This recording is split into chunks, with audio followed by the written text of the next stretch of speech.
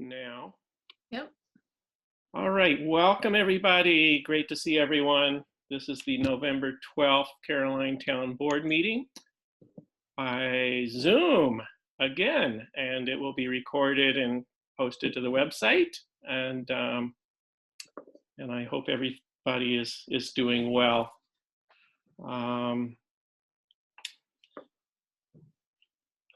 So I will begin the meeting by opening the public hearing on the 2021 Caroline Town General and Highway budgets.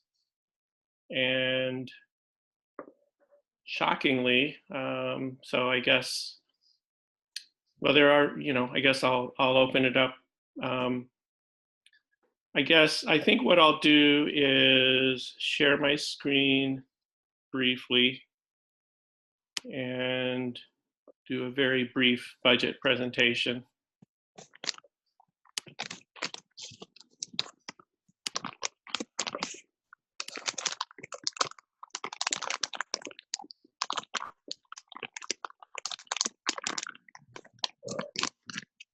Is everybody seeing my screen now? Mm-hmm. Okay, great. So I'll do the run through the A and DA budget presentation I've prepared. And so here's the standard page showing the public official salaries. We've kept those flat this year, as you know. I won't belabor that. I'm going to kind of breeze through this next page, which was my old tutorial on how property taxes are determined. But I think everybody here knows how that works. Basically at budget time, we go through, determine expenditures and revenues predicted for the next year, and then estimate the difference is the tax levy, the amount to be made up in taxes. The fund balance that we've been talking a lot about recently are the unrestricted reserves. And the total assessed value is the total assessed value of properties in the town determined by the assessment department. So you calculate your tax rate by dividing the tax rate equals the levy amount divided by the total assessed value. So,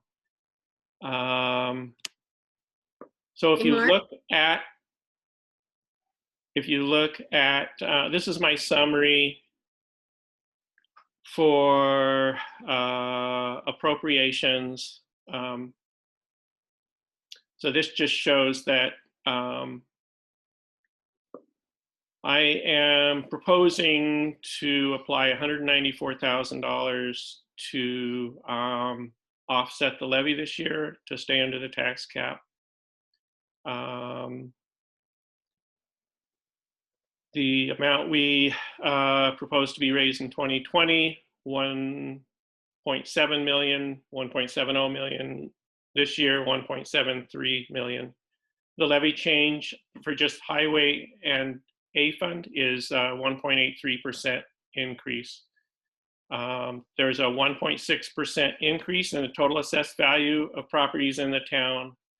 And the tax rate per 1,000 based on this budget goes up by 0.23%. And the tax for a total for a $200,000 home stays pretty much the same.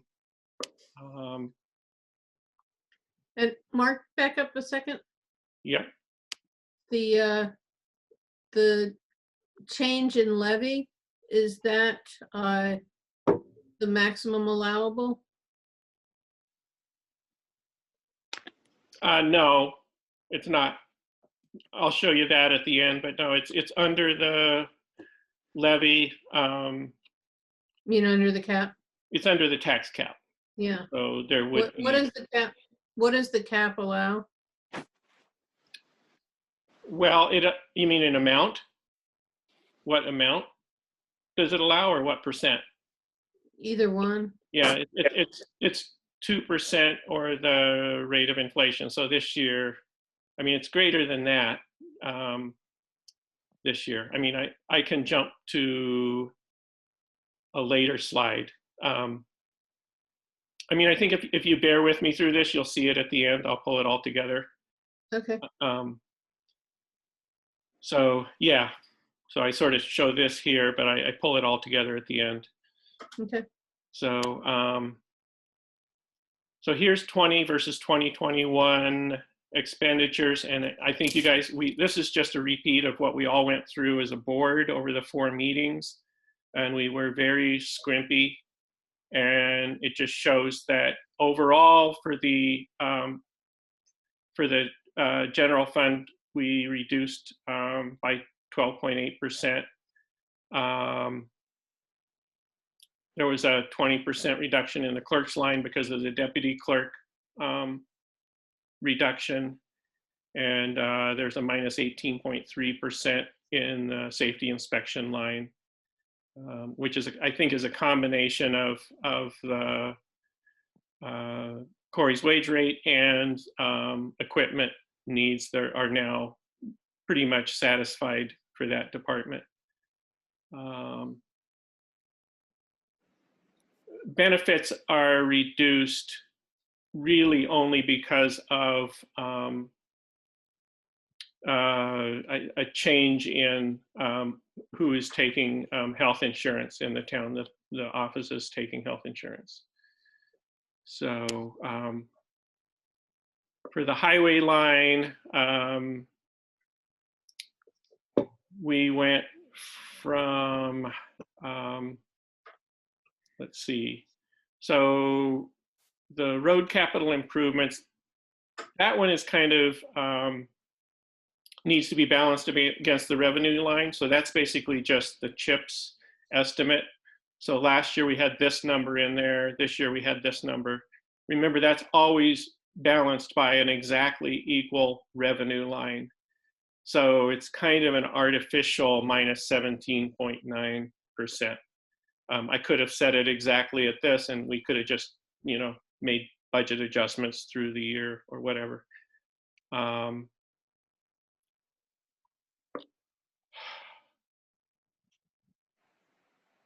This looks like I messed up, actually. Some of this, so yeah, this is not correct. Let's see. Well, maybe it is. Maybe it is. So this is total machinery. 2020 to 2021 is reduced 30.8%. That's largely because of the reduction of the highway equipment purchase line from 300,000 to 180,000.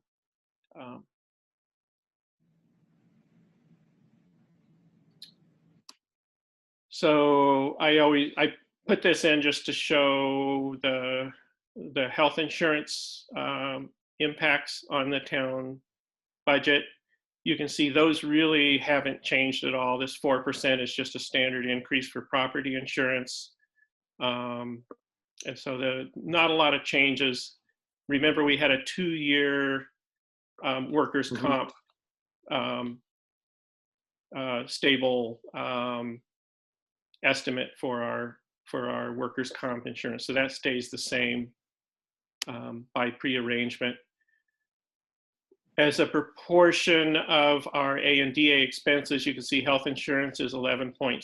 So health insurance is really a large percentage of our costs in our insurance costs. And so moving on, this is my estimate based on this budget of where we'll end up with fund balance. And you can see I've marked on this graph where 15% of budgeted expenditures and 20 would lie on this graph. So, you know, as Don's email pointed out earlier today, we've been well over that in the past. But this budget leaves us near, just below the 15%, but not a lot below it. And I do want to point out before I forget that one thing that I did in this budget is not send our town hall and highway garage budgeted expenditure amounts to reserve funds this year. These numbers are based on those amounts falling to fund balance. So they are feeding this fund balance projection. Say that again. What's feeding the fund balance? We have the highway garage reserve fund line in our budget, and we have the town hall reserve fund line. We budget them at 30,000 for the town hall and 65,000 for the garage. And so we haven't appropriated any money to those reserves this year. Right. So I'm. Mark, I think we have used some of the town hall reserve for the town hall grounds project. So.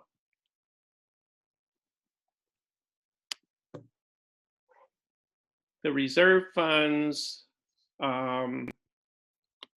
projections are shown here, and here's where I'm showing the zero amounts that I just mentioned for this year. We can certainly change that if we wish to by as a board, but that will reduce our fund balance accordingly. So here's our 2021 budgeted amounts. Here's our current standing in these 4 reserve funds that we have, and here's where we will be with the 2021 amounts. So you can all see that, right? Yeah, but to clarify, Mark, just to make sure I'm following it, the 65,000 that we're adding to this year's budget for the highway garage is not coming out of revenue, but fund balance? No, that's not right. That's not right. Okay. Yeah. So, well, maybe it's right, but let me just say so for the 2020 budget that we're currently on, I'm saying this 2020 contribution, I'm saying we're using 0 of that toward the reserve fund. I'm letting it fall to fund balance. I'm saying next year's amount does go here to the reserve fund, contributes to the highway garage reserve. Right. So, Similarly, so basically we're not tucking anything away this year in savings on these dedicated reserves. Correct. And the reason that I did that, or the reason I'm proposing that, we haven't done it yet, it's not the end of the year. The reason I'm proposing that is because our fund balance was low, and I felt we needed to replenish it, get it up near 15%. So that's where the reserve funds are. And so that's the, I'm gonna skip down here a little bit so that I can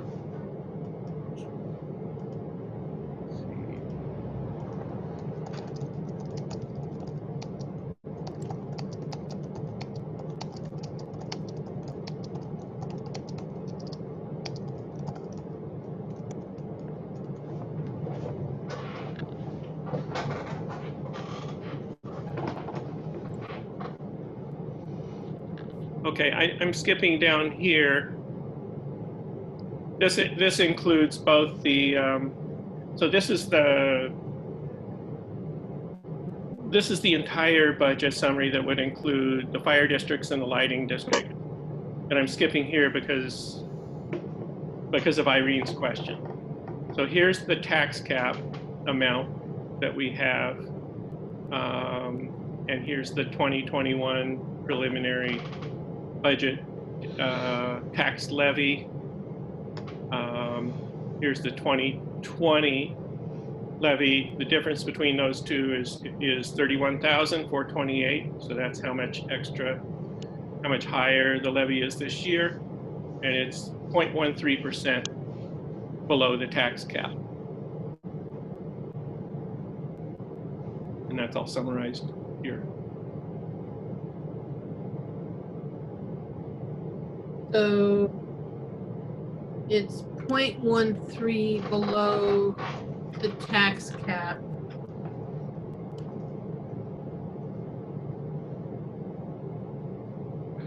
Mark, can you tell us And how much is that in dollars, Mark?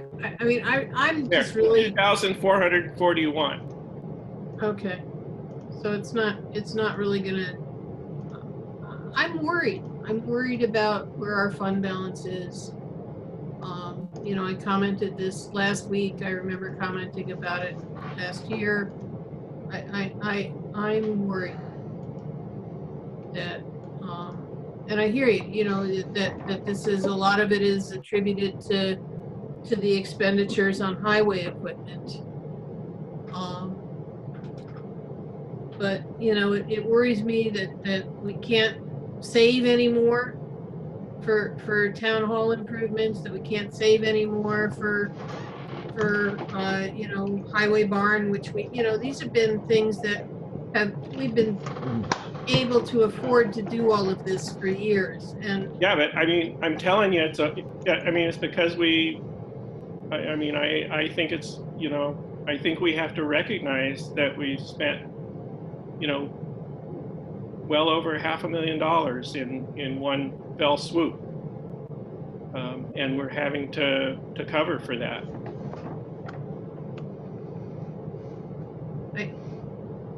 I do appreciate that it's been the highway expenditures. This for me, it just, you know, keeps re-upping my sense of need that we develop a 5-year capital plan and an overall plan, because this is getting I agree.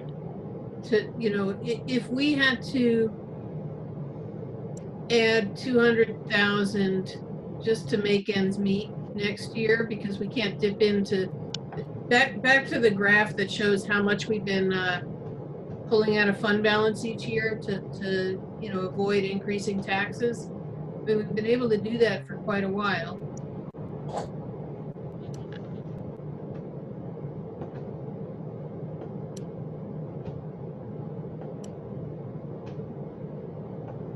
Yeah, I hear you. Can you pull that graph up again? Oh, pardon. You want to go back to the other thing I had? Yeah, that has Okay. the graph of our fund balance over you know, many years.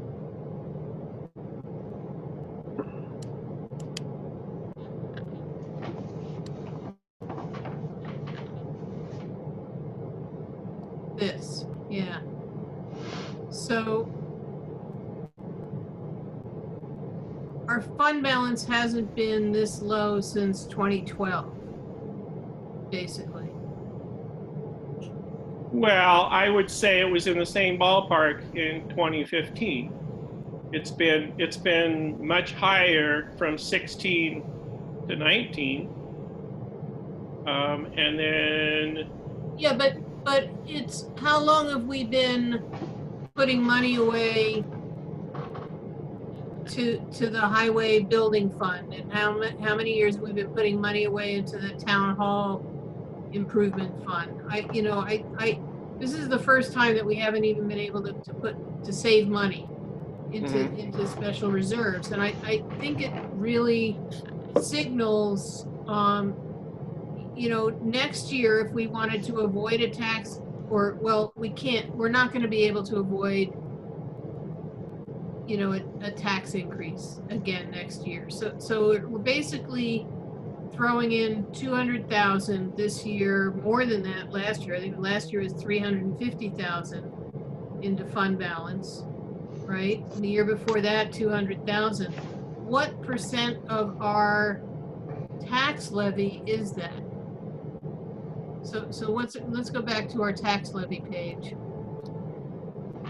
for 2021.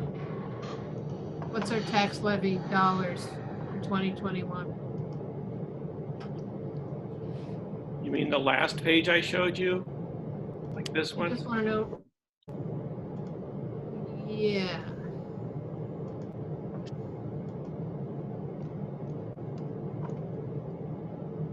So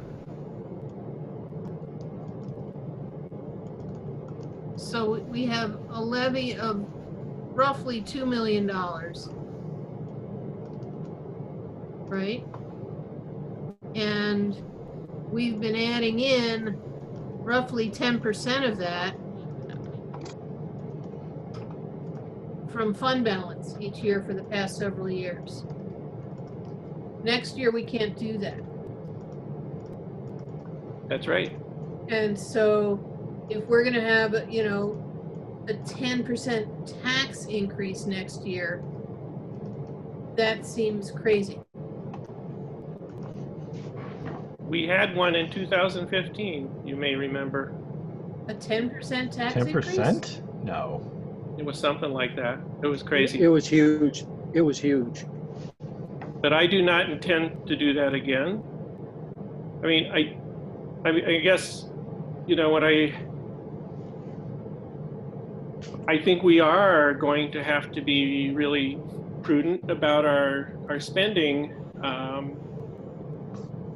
But, you know, now we have, you know, the good news is our reserve funds are in decent shape. Even the highway equipment fund, after all this, is still at like $217,000. And, you know, and that's, Can you take us back to those? Show us again what our reserve fund totals are at this point? oh, where is it? Is it that one? There it is. Yeah. So in that we still have a paint job and or a siding job and an insulation job on our town hall.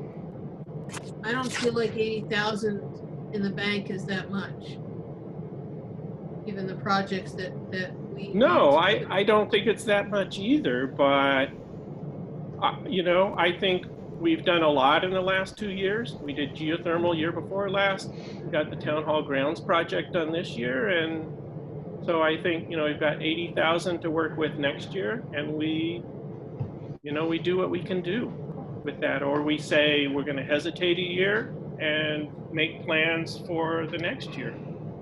Yeah, I guess where I'm coming to, and I hate to come to this, but I think that going over I don't guess we can at this point without another public hearing on the tax increase. But I just and you know, putting out a new budget for public hearing. But I just worried. I really worried that we're looking at a 10% tax increase next year or more. Well, I think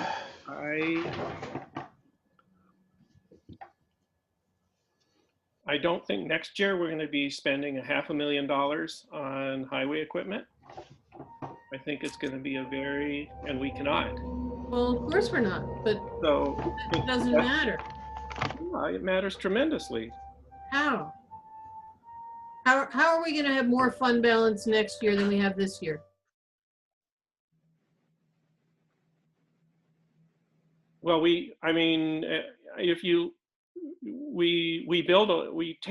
build some fund balance every year. And if you look at this year's expenditures and revenue calculations for both A and DA, we are coming out ahead. It's just not, it's just that we spent a lot more for the equipment purchases. But on the, I mean, if I can show you that in my budget spreadsheet later, but Irene, back in 2015, we had an 11.95% tax rate increase. Wow. Hmm. That must have been some kind of a record. I don't remember that. What would have driven that? You know, we went from 869,000 to 969,000. Huh. For the tax levy.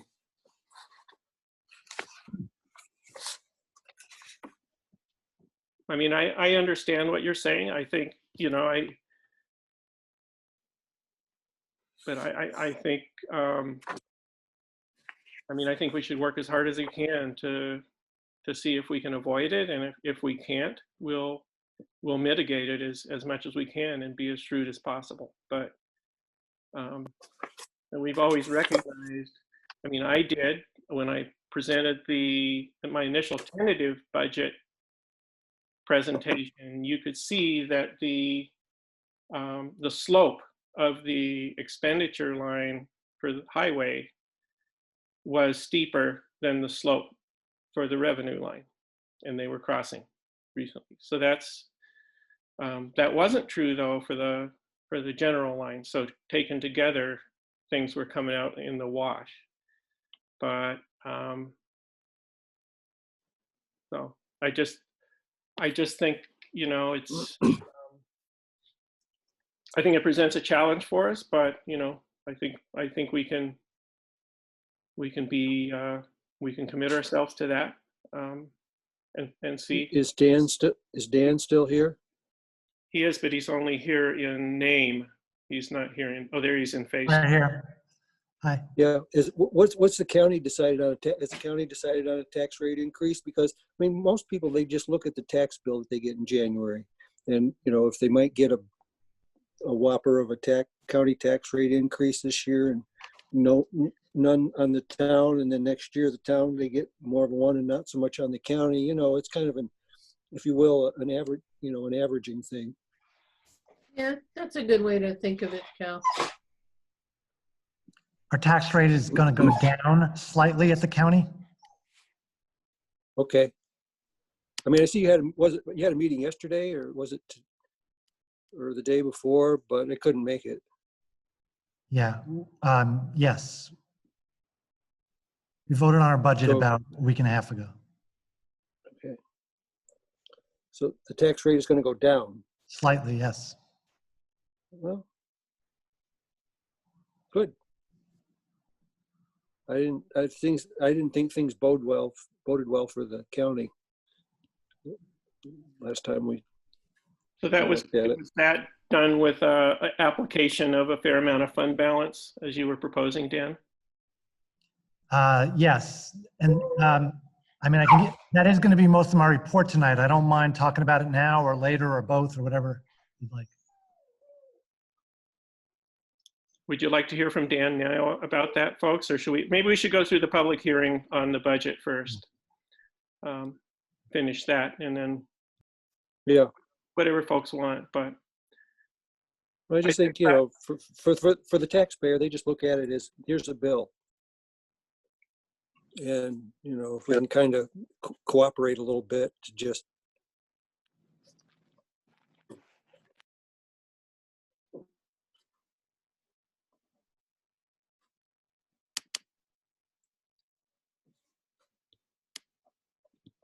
Cal, are you recommending to raise the taxes this year? I'm not hearing you, Tim. I mean, Are you recommending to raise the taxes this year?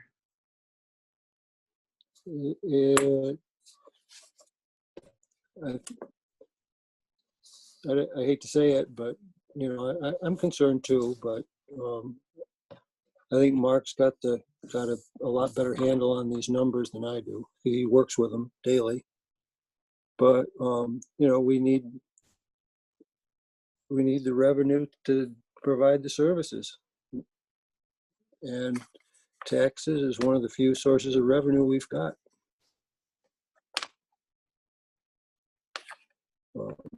So we've got a lot of needs to be met, and it's a challenge.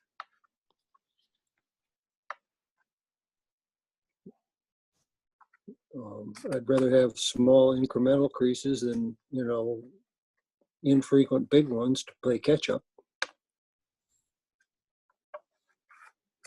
I guess I put this, I think you're seeing this is from the tentative budget presentation, so I just threw this up because we're kind of alluding to it, but. Yeah. And this was my other figure showing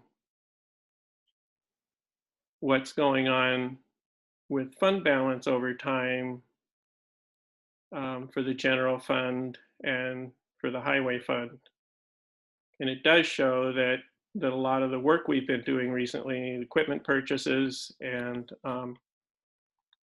town hall work, have taken our fund balance down. But that's what it's for. And I feel like it's reasonably close to 15% now. It's at 14%. We've made some major acquisitions. So now we're at a point where we can take a breather, assess our situation, and like I said, work with it this next year, and we'll know next year, if we need to seriously consider breaking the tax cap next year. But remember, the tax cap, it has growth factors in it. It is supposed to be,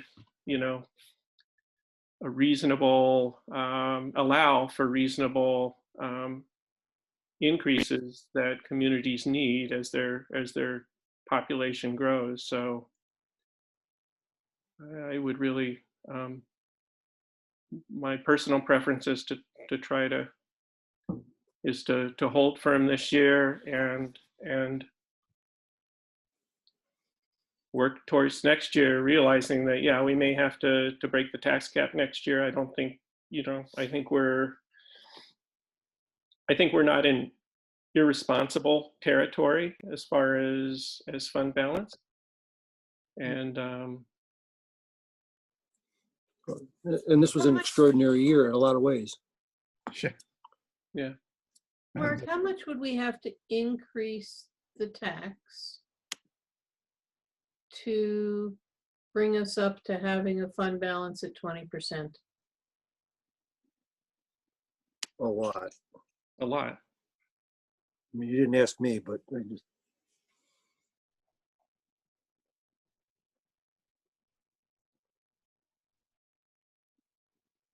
Let's see, I'm trying to go to my budget presentation. So, let's see, what am I doing here? I'm on the wrong one, aren't I? Yeah, sorry.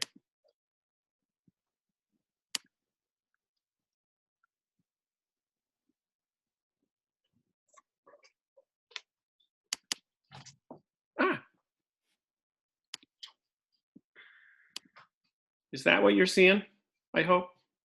We're seeing We're town. seeing town reserve funds. Great. That's the right one. And the difference between 15 and 20% would be about $140,000.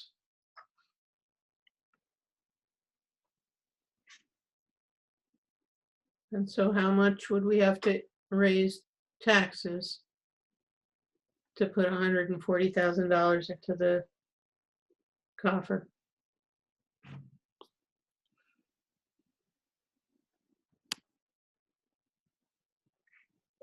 about 11%, about 10%. Because back in 2015, we went from 860 to 960, and that was 11%.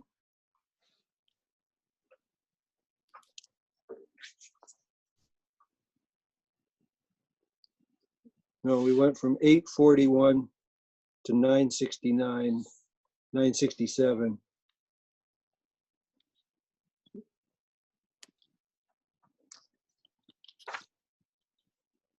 That was 120,000 tax levy increase, and it was 10%, 11 point, what did I say, 11.2% or something?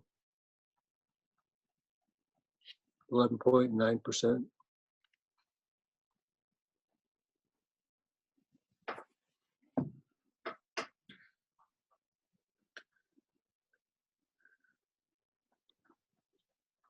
So that's, I mean, to me, that's really telling that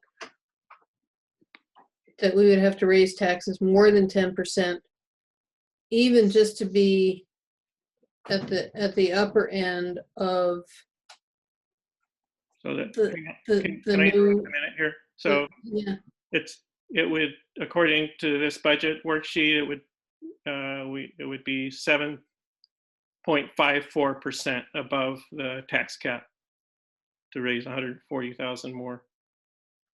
Oh, wow, you're able to do it that quick. Well, I just used my spreadsheet. Oh, I see. Yeah, you got 138, 137 and a half. Mm-hmm.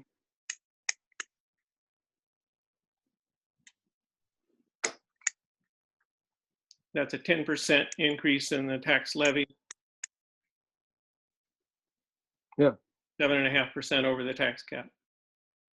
Yep. I still really feel like this is really shaped by, We don't want to do that to taxpayers. We don't want to do that to taxpayers this year. yeah, and I think it's really shaped by I have in this budget, these fund balance numbers include the expenses we haven't yet incurred. So I've anticipated those. So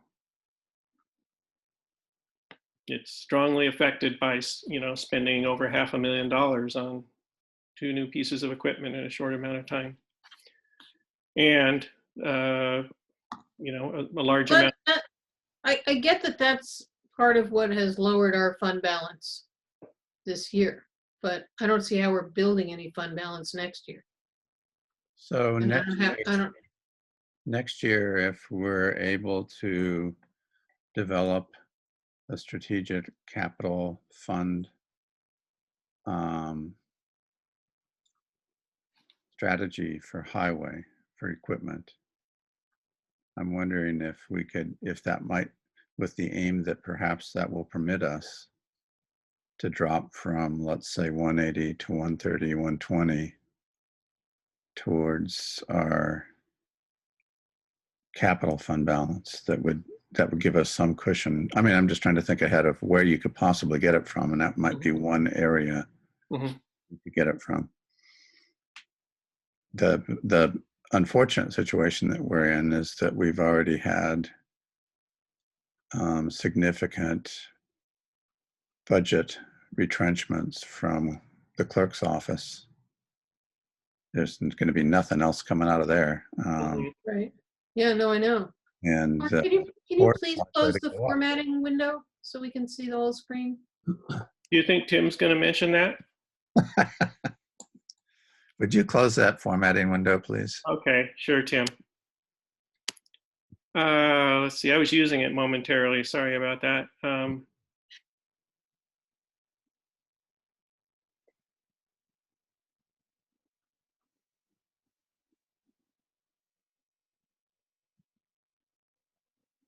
So even with expenditure of this year's 300,000 for equipment,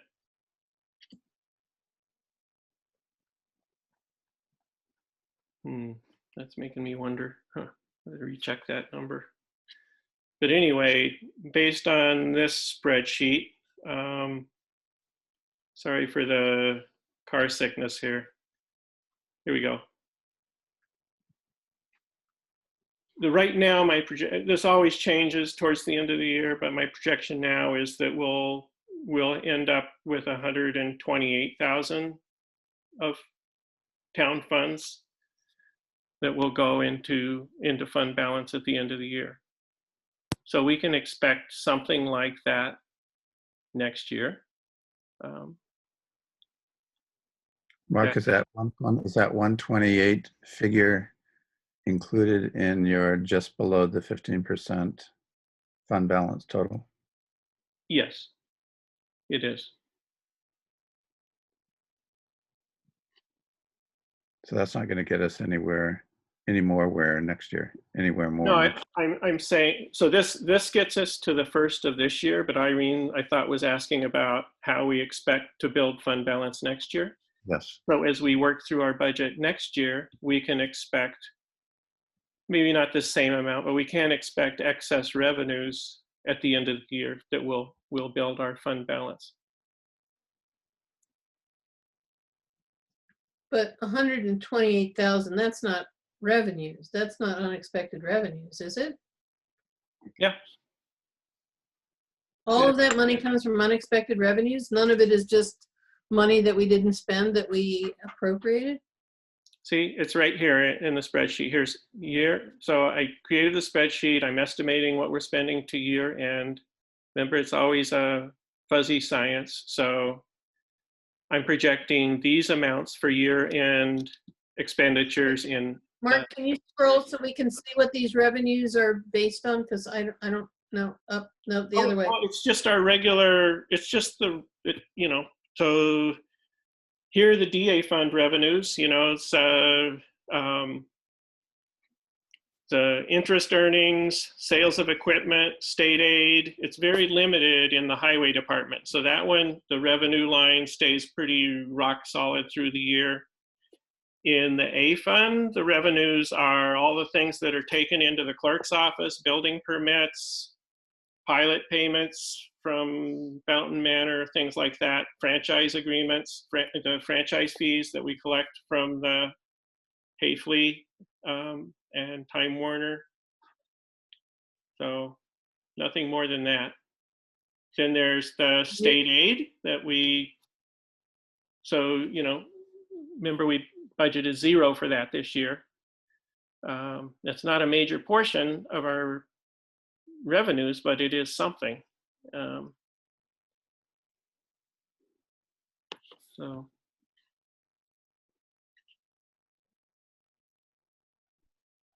did you, and what, did that not answer your question, Irene, or?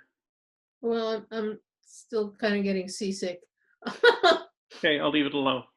Yeah, no, I'm trying to see.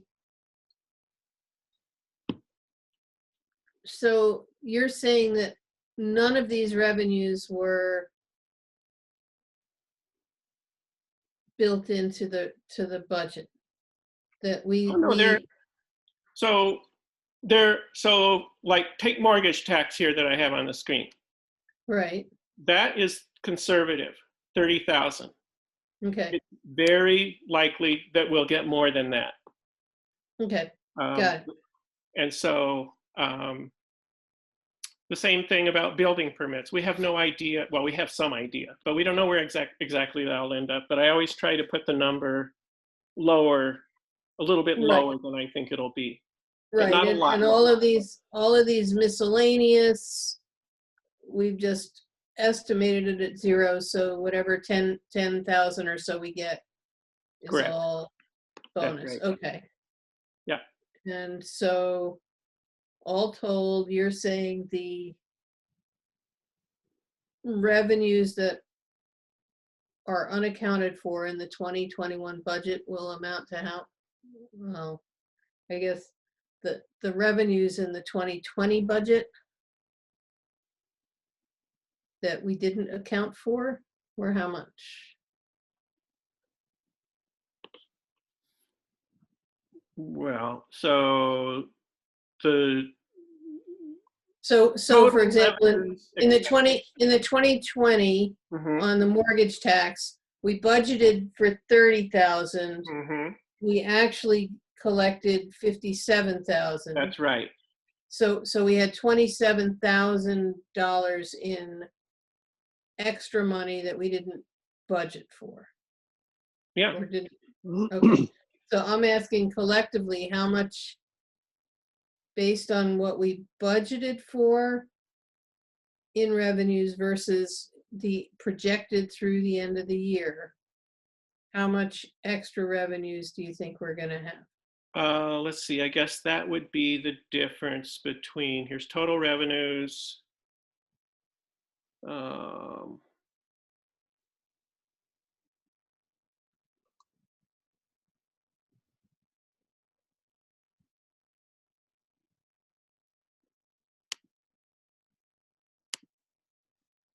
So it looks like maybe,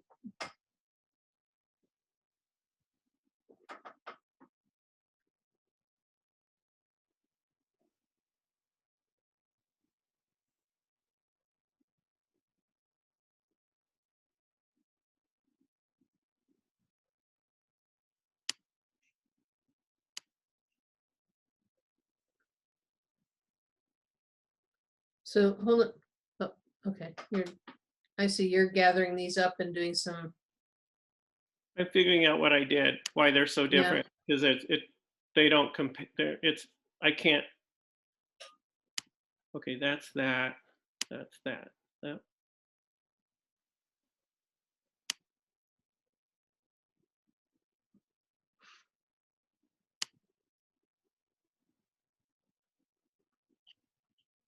Oops.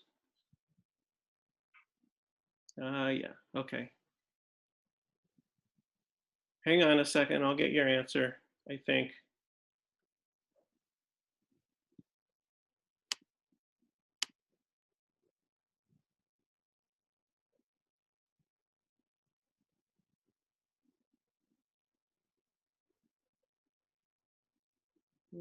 G1.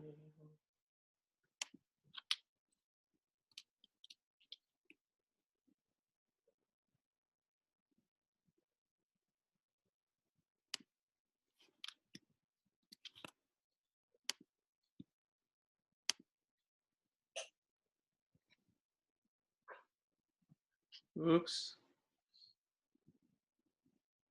Okay.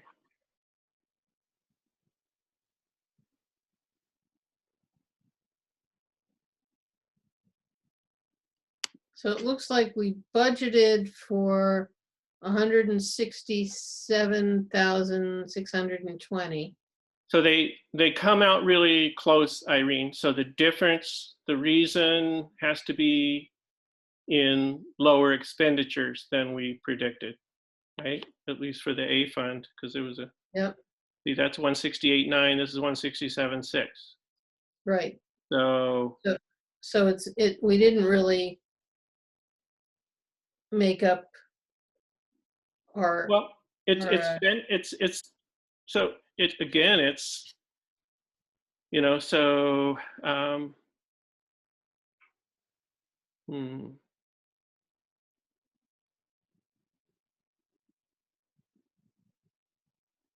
Oh yeah, that messed that up when I did that. Because I took out the property taxes.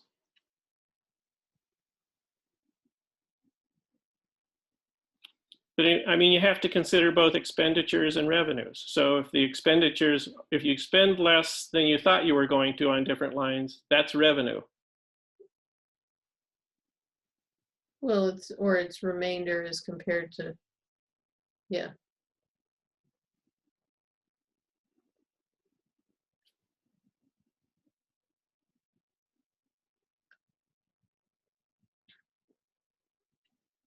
So I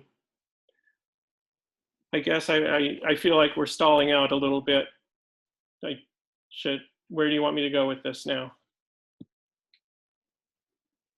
I don't know where there is to go with it other than just to note that, it's not clear how we're gonna make up fund balance short of raising taxes. And I hear you that you don't want to do it this year or not, 10% this year, but if we don't do it 10% this year, I think we're going to be looking at least 10% or more next year.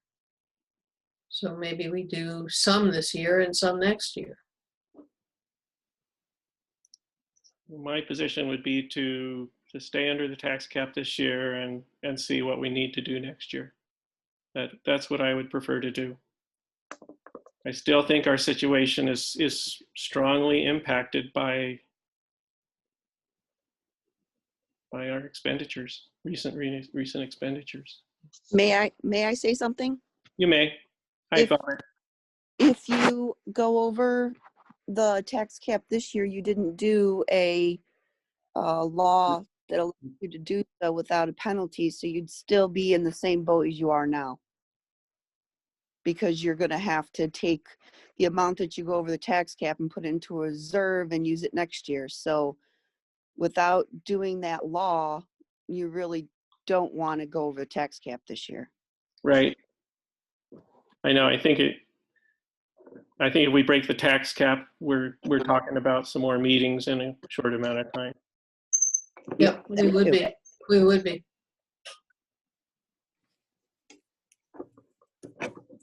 Good point.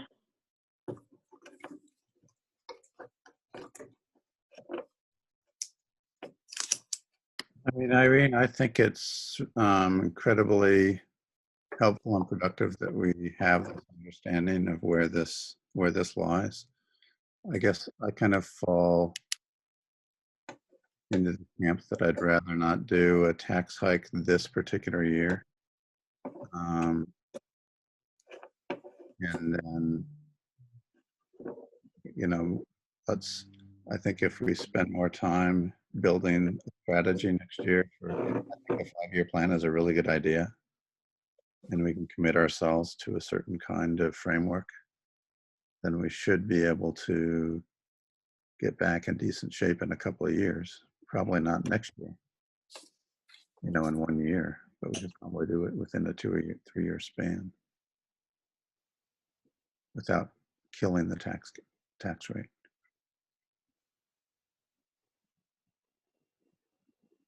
I mean, I think that I don't disagree, Tim. I think that that's what we're going to have to do. I'm just. Yeah, no, it's good, really good to know.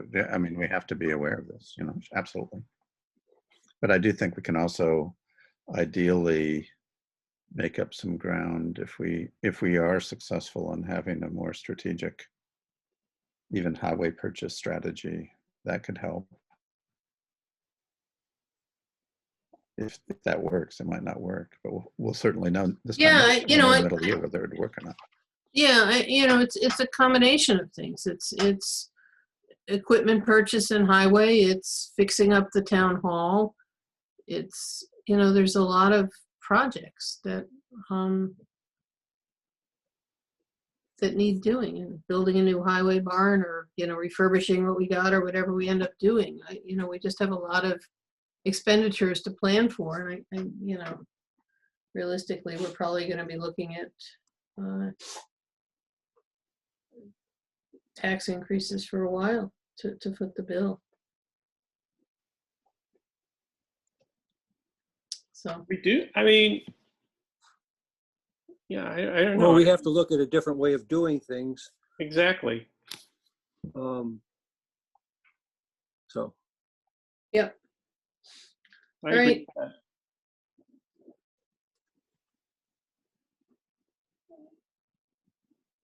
that. Okay. I mean, again, I mean,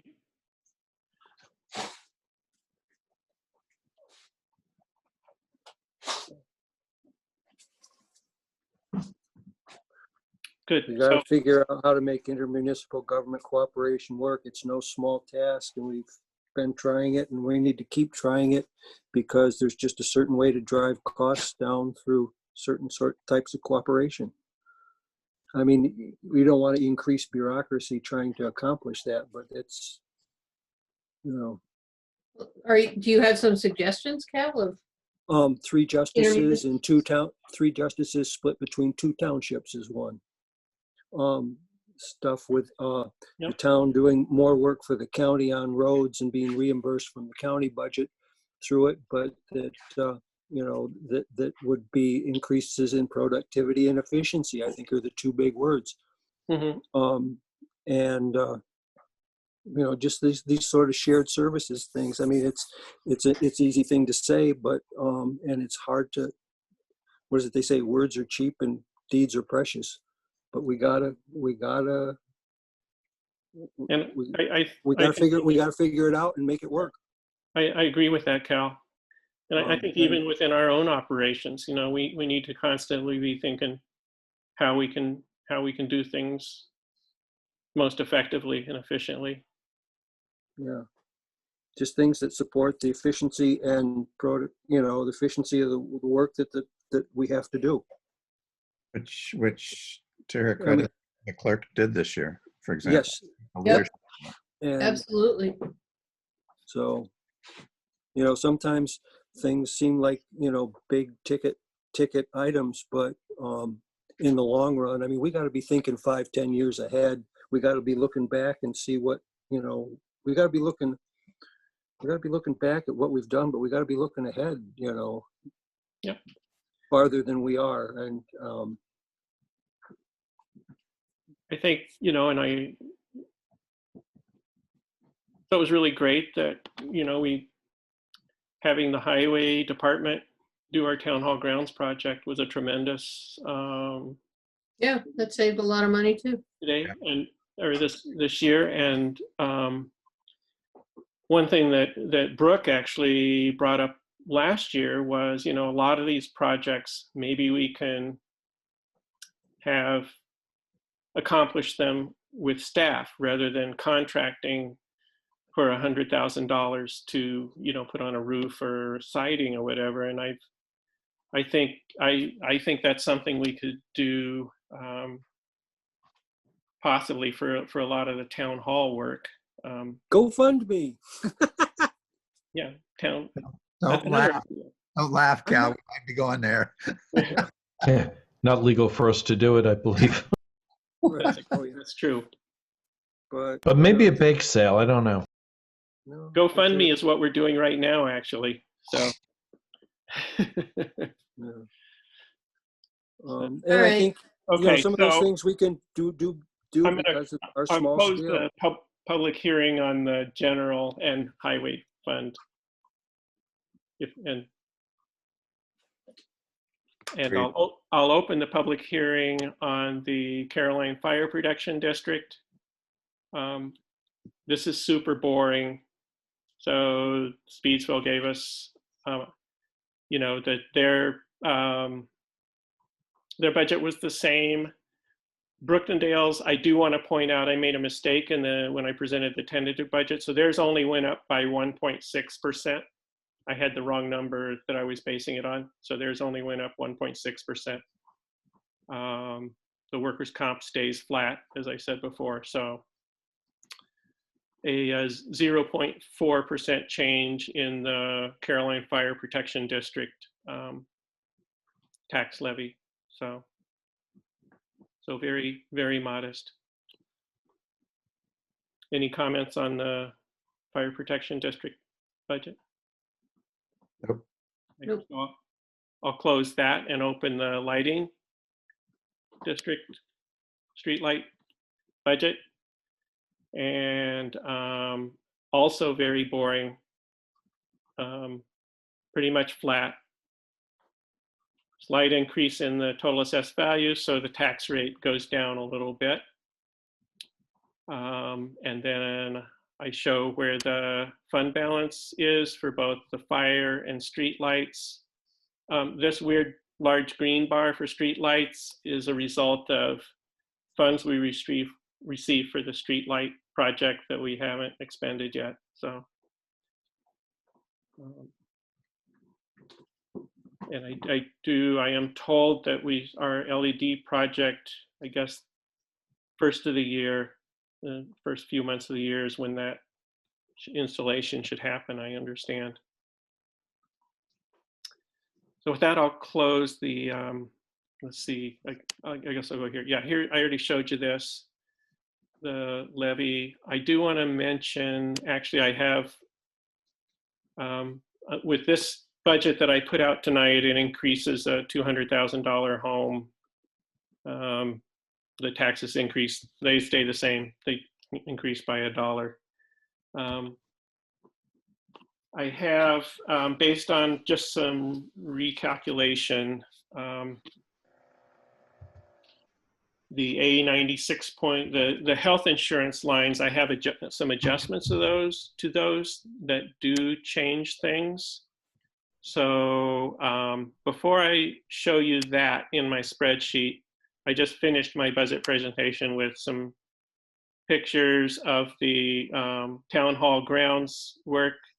Here you can see preparing the grounds.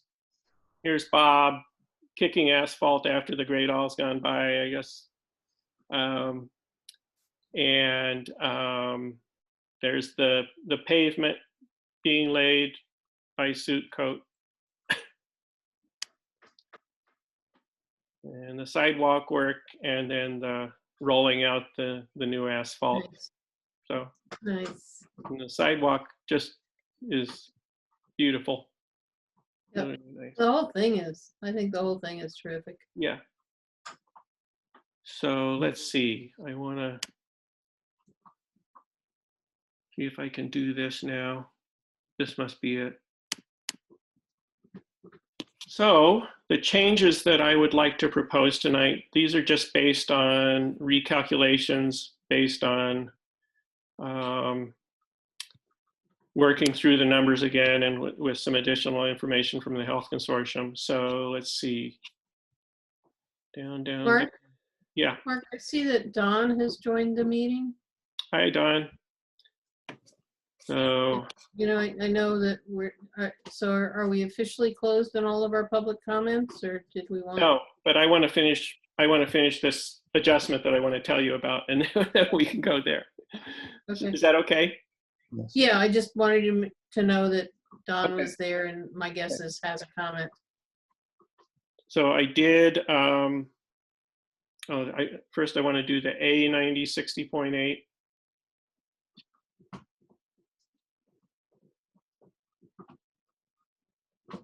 So a small adjustment here to A90 60.8 to make that 34090.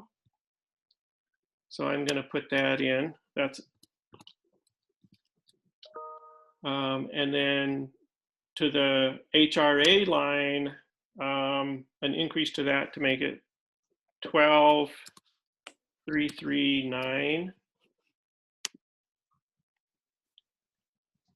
So those are two changes. And then for the DA lines, I want to propose that we decrease this line to 219062. And the HRA line stays the same. So I'm proposing those three changes as a first step to the health insurance lines, which if we go down to the bottom, then, oh, messed this up now. Got to change that back.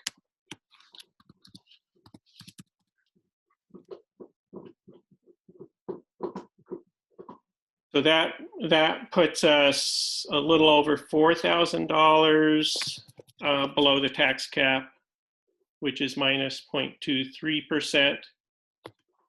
So we could change the levy offset amount by a couple $1,000s or something like that,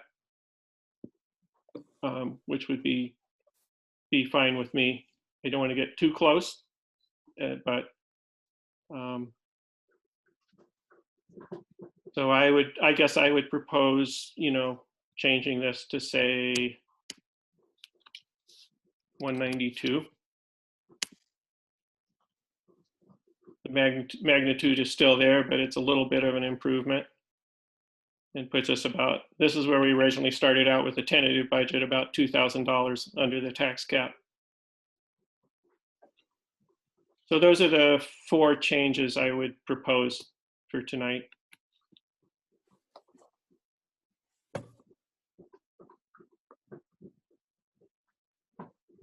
Is that a motion? Yes, it is. Do I have a second? Second. Any further discussion or questions? Okay, I'll call for a vote. All in favor? Aye. Right. Aye. Opposed? Thank you. So that's a vote on those changes.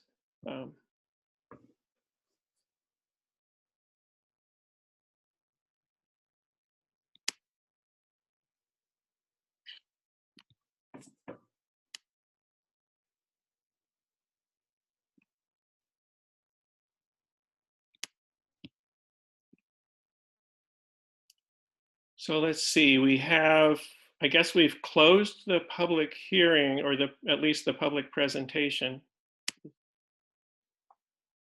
Do we want to open the floor for public comment? I'm having trouble here.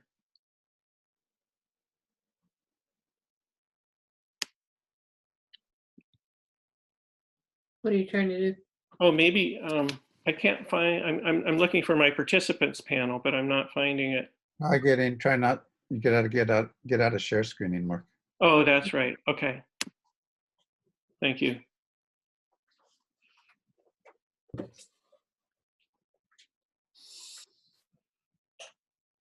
So I guess before we, let's see, I guess, would anybody, is there anyone who wants to comment on the 2021 budget before we leave the public hearing part of the meeting? So Mark, can you hear me? Yeah, I can hear you. Okay. I had sent a note off to the board because I had another meeting that just came out of it. I didn't Right, want I think we all got that. yeah, so I don't have anything in addition to that Okay. to add.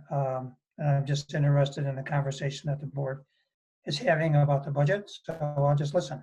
Okay. And Don, I just might mention that we just spent almost the past hour discussing in detail the issues that you raised in your comment. So I'm glad you had the discussion. Thank you. Yeah, great. Thanks, Don. Okay, so I guess let's move on to the business meeting. So I sent out my supervisor's report earlier today. It was pretty boring. I mostly been thinking about and working on the budget. I did, let's see. Mark, sorry to interrupt you, but were you going to add anything to tonight's agenda before you give your report? Oh yeah, I would like to add, and if anybody else has anything to add, I should have called for that. I didn't put it on the agenda, the additions, but I'd like to add a discussion of the moratorium. So do that later. Thanks, Tim. I apologize. No. So with that, my report is not extensive. Will Lawrence, Edie Spalding, and I met yesterday with the age-friendly group from Cornell City and Regional Planning. It was a follow-up from a survey we did about a year ago, asking about senior, senior services and age-friendly living in Caroline. And so I thought some of that discussion was interesting because of where we are with the comprehensive plan and attention to a call for building livable communities that are that would support seniors and others. So that was part of the discussion. Broadband came up in that discussion, and the need of seniors and all of our residents for broadband, and so it was a good discussion.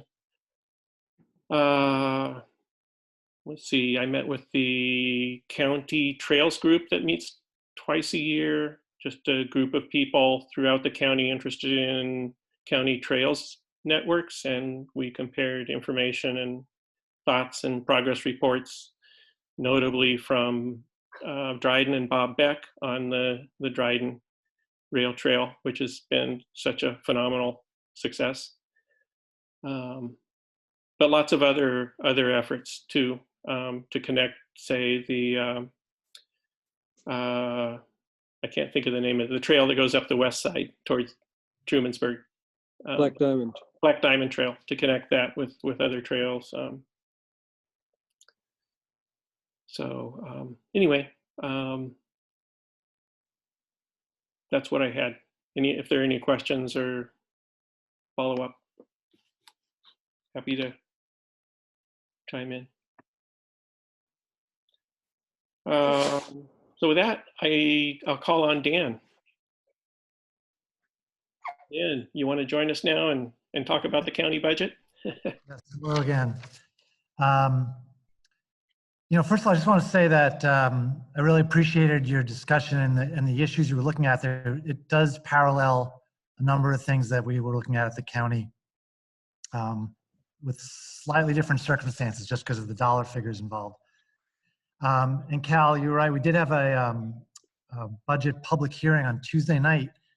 And like this one tonight, nobody from the public showed up. So let me just give you a few details about the budget as it stands. Our final vote is on Tuesday, but I don't expect it to change between now and then.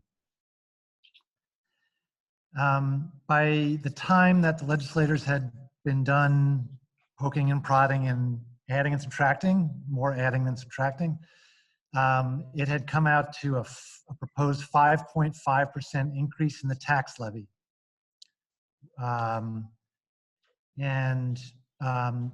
So that's when I made my proposal to use our fund balance to offset that entire amount of the increase. So our fund balance currently stands at $46 million. We don't have a great estimate for how much of that we're going to need to use this year in 2020 to plug 2020's gap, but we're still using the roughly $5 to $10 million in estimate. I'm going to guess it's on the $5 million end. But I'm just telling you that because what I was proposing was to use $2.8 million of that fund balance to zero out the levy increase. That would have still left at least $32 million in the fund balance. So we had a really vigorous debate about that, and my proposal ended up losing by a vote of 6 to 8. So then we started doing some compromises, and what we ended up was with a 2.2% tax levy increase. That does exceed our tax cap. Our tax cap was very low this year. It was 0.9%. And I could explain why it was that low if you really care, but it was. So we exceeded the tax cap this year. However, as I mentioned before, even though we're increasing the tax levy by 2.2%, that actually brings the tax rate down a little bit because of growth in the county. And this is the 7th year in a row that we've been able to bring the tax rate down slightly. Dan, So, what was the reason for the 0.9? Why was that so low? Okay, so you may or may not be aware of this. I know some of you are aware of this. Each town is allowed to take their sales tax from the county in different ways. You can either take it right off the top so that the whole tax bill to the town is lower, or it can be applied to each resident's county tax bill. Dryden switched the way they take that. And that affected the formula for the tax cap to the county. That's the best I can do. Does that make a little sense? Yeah, I guess so. Yeah. So they formerly, now they're taking the tax, now they're taking the sales tax at the town level. Is that right, in Dryden? I believe that's what they switched to, yes. Yeah. Okay. And that switch, obviously the dollar figure is the same, but it affected our tax cap formula for 1 year. That's why it was very low. Okay, thank you. You're welcome. Time to change the formula. I mean, when we get our budget presentation from our administrator, he always puts up a slide of the tax cap formula, and it's hilarious because it's so complicated. It looks like rocket science. I mean, it's just unbelievable. The fire districts turn that formula in with their budgets. It's like horrible. Oh, worse than calculus. Oh, definitely. Okay, well, so that's the numbers for the budget, but let me tell you some of the things that are in it. There's actually some good news in there. So we did have a 6% reduction in the workforce, but the good news is that we were able to not lay off anybody. So it was early retirements and just vacant positions. We did have to require a few people to take on new positions if they wanted to stay with the county. So that's unfortunate, but I got to think it's better to be required to switch your job than to lose your job. I got to think that. So we added a sustainability officer position that we had heard from a lot of the public that they were interested in having us do that. So we did. We added 1 deputy to the sheriff's department. And we added a nurse to the health department to help with COVID tracing. We funded the broadband study. Good. Yeah, it's good news. And so the total cost is roughly $80,000. And this movement that Irene started with asking the towns to chip in really caught fire. So Caroline chipped in $5,000. Danby chipped in $5,000. Newfield, Enfield, Lansing, they all chipped in $5,000. Trumansburg chipped in $3,000. And there may be 1 or 2 more coming. So, so that's going to get started soonish. Here's the timeline. I'm just saying it's not based on a ton of stuff, but it is supposed to take 8 months to do the study. And then that's going to be used as a blueprint to try to get some funding to implement it. So I'm saying that under the best case scenario, we're talking about 2 years before anyone gets the benefit of high-speed internet from this study. It could be longer, but there's no faster path. So Got to start somewhere. I'll start somewhere. That's a lot faster than Time Warner. Yeah. Yes. And then also, I may or may not have reported this to you last month. I can't remember that we did convince the county planning department to be the local lead on this study. So that's really good news on from my point of view. Okay, last couple little things. We're also about to do our thing that's unique to us elected officials where we set our own salary. So next month we're going to vote. And I've made a proposal that we have a 0% increase for the next 2 years. And I'm pretty sure that proposal is going to carry. So I'll let you know if that does not happen, but that's what we're planning on doing. And then explain that again, Dan. How is that working?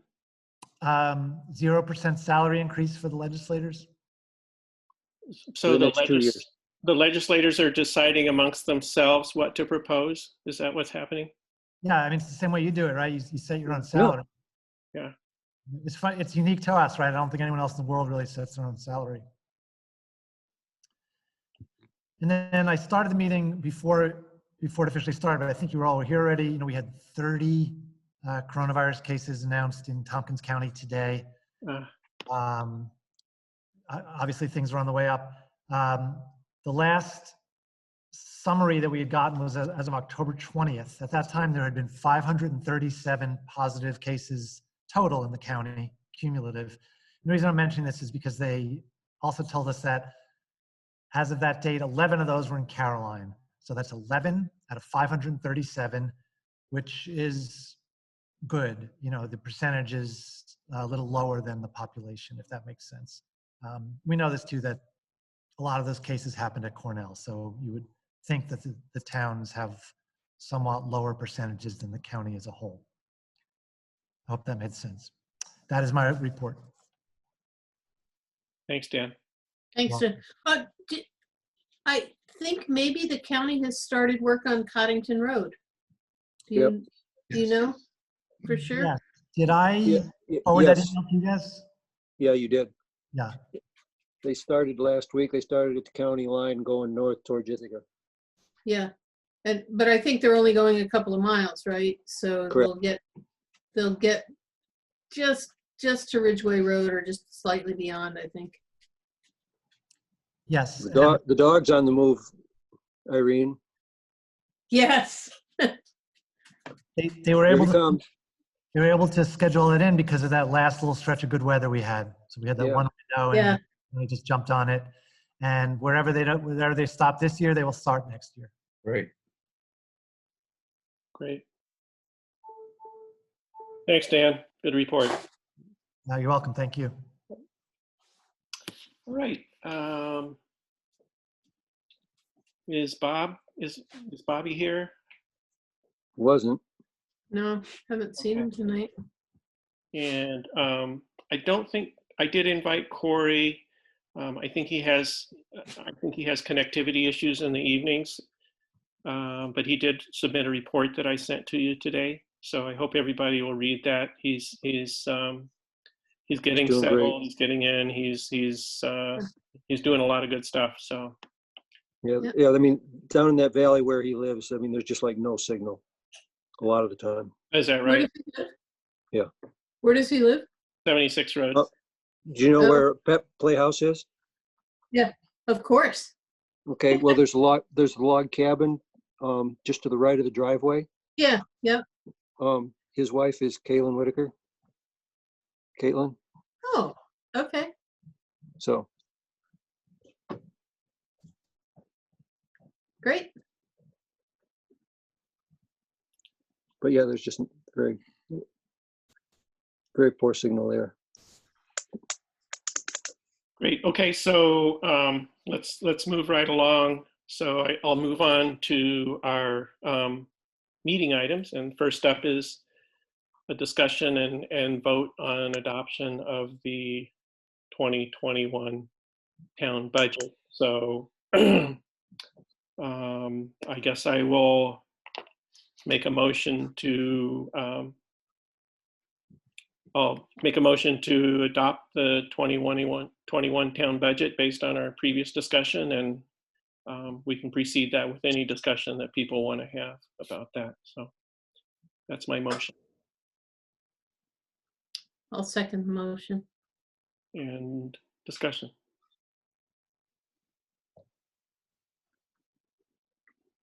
Recognizing that we have had a fair amount of discussion, so and I do understand Yeah. the concern about fund balance, and I do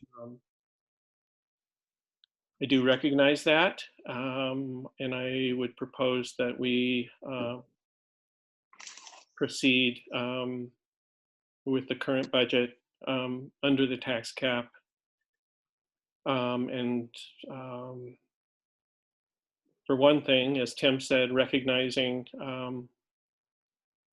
the tough year we're having right now, and a lot of people are financially stressed, and then committing ourselves to seeing what we can do to move forward in a sustainable way. And certainly if we feel like in order to provide the services the town needs, we need to exceed the tax cap next year, we'll have to, we'll have to do that. We'll have to consider that. But I would like to proceed without doing it at this point, and see what we can do it in a measured way. And we can also, by doing that, we can prepare the community if we think we're going that direction. So that's my proposal. Well, and the other piece of that is getting a capital plan in place. Exactly. That's critical to the whole thing.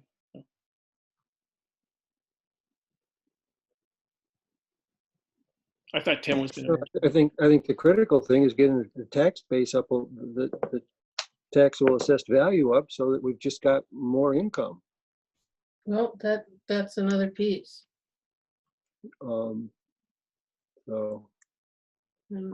But that's sort of, that's a different juggernaut or something. That's yeah, it is, but it's part of the whatever we can do to increase in revenue. Just things that promote that.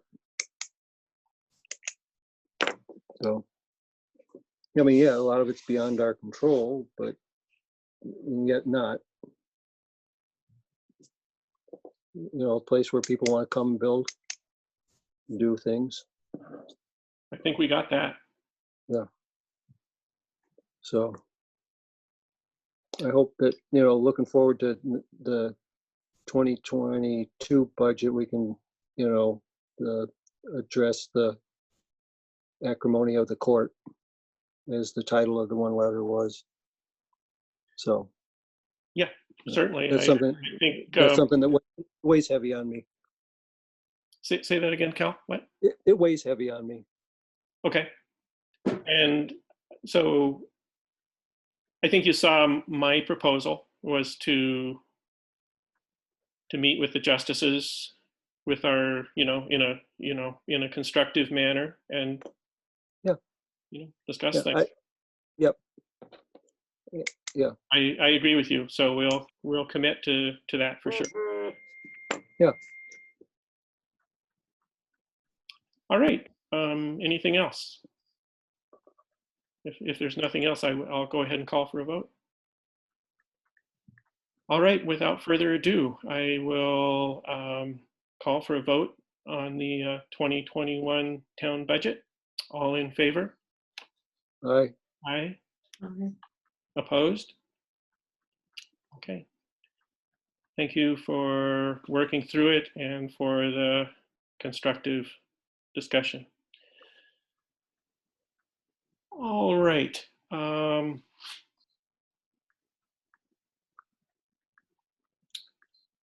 So today was kind of a red letter day. And so the planning board last night approved the update to the comprehensive plan. It's now posted on the town website. Are you going to send a notice around about that?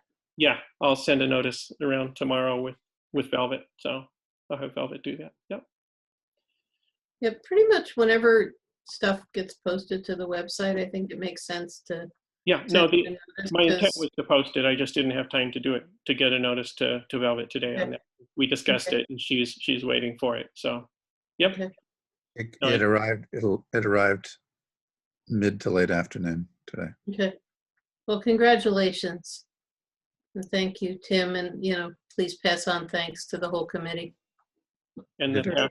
past at least two generations of planning board members who've really worked hard on that. It's really tremendous what they did. So, By the way, I saw that Will Lawrence filed an application to be on the planning board. Yep, did see that. Great. So, So what then is our game plan? We have to have a public hearing. Is the board going to read it first? How do we want to proceed? I think based on our discussion last time, I thought the proposal to go ahead and schedule the public hearing and get public input in the near future is what we should do. Okay. I'm So fine. at the December agenda meeting, have a public hearing? I think I thought Tim wanted to schedule a special meeting for that, or I thought there was a proposal by somebody, so one of you. I would be much more comfortable having a special Okay, public hearing for this because it's really a big deal. yeah. Is there going to be an information session with it? That, that somebody provides an overview of what it says or what the changes are? At the public hearing? Well, sometimes we do something called an information session that talks about Right. the contents. Well, you have to remember that the planning board already held a public hearing on the draft. So I think that there's been a lot of opportunity to present the information. I would assume that at the public hearing itself, it would be preceded by a summary of any significant changes. Yeah. I'm not sure if we need to have a meeting for that, if we have a dedicated public hearing. I think there would be I think we should have some sort of introductory comment that just summarizes the main changes or the main points of it. But yeah, They're very well delineated also in the document. that's right.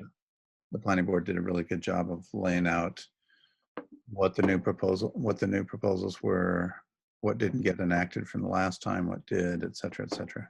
So it's really very clear and somewhat complex.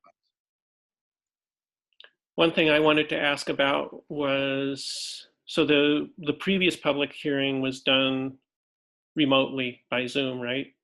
Yes. Under the circumstances, I cannot see that we could do anything Agreed. other than that. Okay, and Um, especially with today's report. Yeah. So, Yeah. Yeah. Awesome. okay, very good. I only brought it up because a resident brought it up to me that they were concerned that some people didn't have access to Zoom or, Well, they can submit by email or by, written. Yeah. The last public hearing that the planning board did, almost as many people submitted written comments as attended the public hearing. Yeah. And they were different people. Yeah.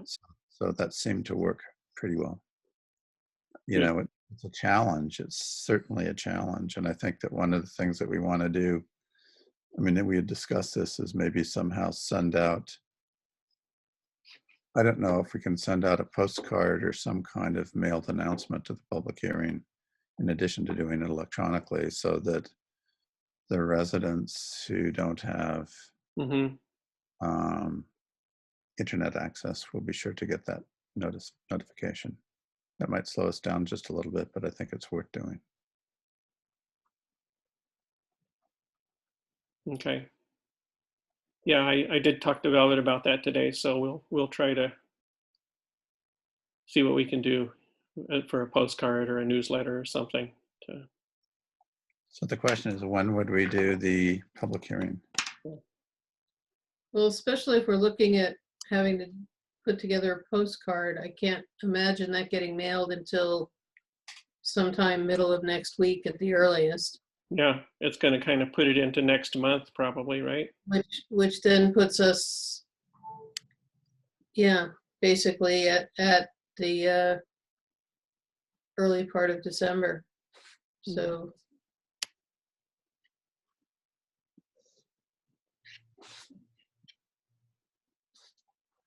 we've got an agenda meeting on the 1st.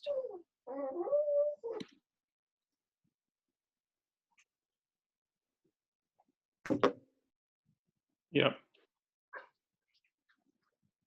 We want to do, I don't know what people's availability is for other evenings. I mean, I could do Monday the 30th, I could do Wednesday the 2nd, I could do Thursday the 3rd, I could. Yeah, or do we want to even go into the second week of December, December 8th, 7th, 8th? What makes sense? I could do the first week, those dates in the first week. Does that give enough time for people to get the postcard, for us to put Yeah. the postcard together, get it mailed out, people to get it, people to have a chance to read the plan and then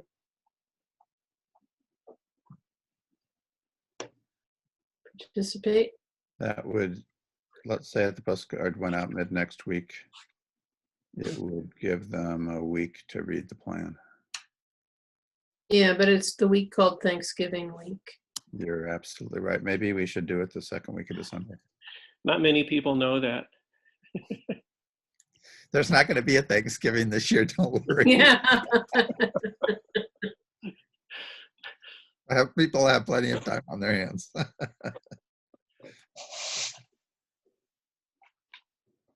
All right, so the second week of December. Yeah, I hate to, yeah. So I just wanted to mention that the 1st falls on the first Tuesday of the month, so that'll be the agenda meeting anyway in December. That's right. Right. So here's what I do wonder about coordinating is we've got the comp plan and public hearing and potentially then a vote to approve it, or it may go back to the drawing board for further modifications. We don't really know.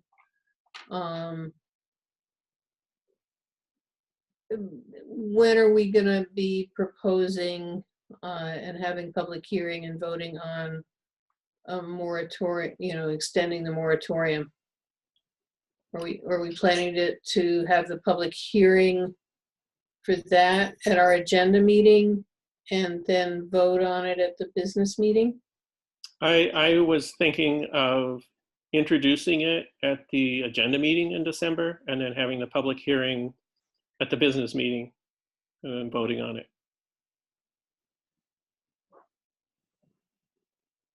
Okay, So, yeah, that's a tight turnaround, but okay. Just in terms of getting public notice out and such, right? yep. But the But- notice can go out the day after the agenda meeting and it's Okay, doable. okay. All right, so then back to the planning around the comp plan public hearing. So we're looking at the week of December 7th to have a public hearing on the comp plan.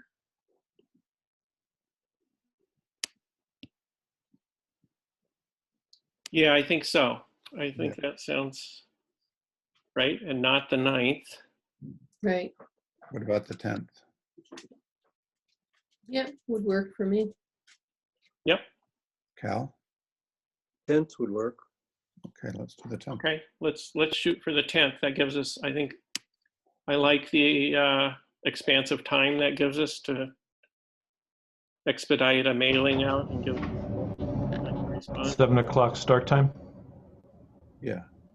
I guess I so. don't- That sound good? We can't start earlier because the planning board is meeting at 5:30 that night.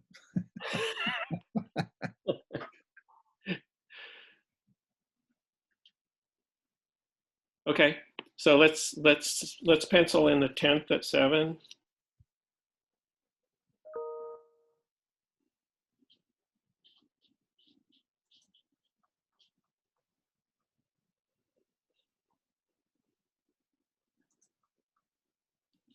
Great. Cool. Okay. So Velvet and I will work on getting that mailing out as soon as possible. I think I think we should do it as a postcard and just so we can do it quickly and get it out there. Great. I agree. I think that would be preferable. Okay. And it Great. would be easy to do. It's not going to be hard to produce a postcard. Mm-hmm. Great. And we'll also, Mark, what we should also do is hopefully we can get some kind of stickers to put over the dates for the public hearing signs that we already made for the comprehensive Oh, plan. yeah. And get yeah. those signs put back up as soon as possible. Sure. So I don't know if we can get some kind of adhesive stickers that would just. Oh, yeah. I'm go sure we right can. over- Yeah, go Yep. right over the old dates. I mean, maybe even Bobby would have something like that on hand. I don't know. Yeah. Okay. We'll work on that. I think that'll be a easy thing to do. So the other thing I wanted to do was adoption of a comprehensive plan is a type 1 action under the State Environmental Quality Review Act. So I just thought tonight I would go through the formality of assigning lead agency to the Caroline Town Board for that. And we'll coordinate review with county planning for 239 review. So I'll offer that as a motion. Second. Second by Tim. Any other comment? No, good thinking, good plan. Does that review happen before we pass it? Or, I mean, when does it happen? I think it can happen now, but I'll follow up with Scott and Okay. see, make sure, and if or a guy, and Right. so. But I have the form all ready to go. So Fabulous. great. So all in favor of that proposition? Aye. Aye. Great. Opposed? Great. Thank you. All right, now we'll offer a very simple resolution, which is an amendment to our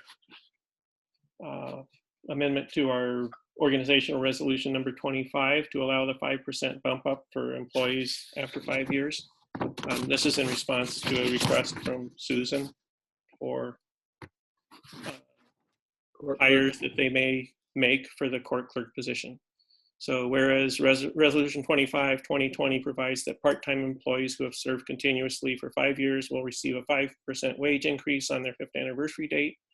And whereas exceptionally, new part-time employees may have training and or experience comparable to or exceeding 5 years of on-the-job experience for the relevant position, therefore be it resolved, newly hired part-time employees for which the department head demonstrates such qualifications may increase the base wage rate for the position by 5%. Does that, Mark, then mean that they get another 5% increase 5 years later? No, I don't think so. I think it moves their 5% wage increase up by 5 years. Is that clear in the language of the resolution? I thought it was, but maybe it's not. I mean, I heard it for the first time, so I don't know. I'm not reading it. Okay.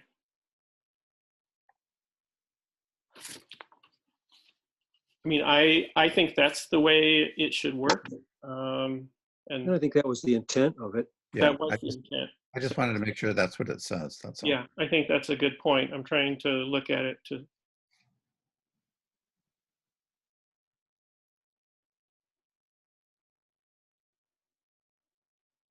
Come back. Did you guys vote on it yet? I wanted to consider a language change to clarify that. We haven't voted on it yet. No.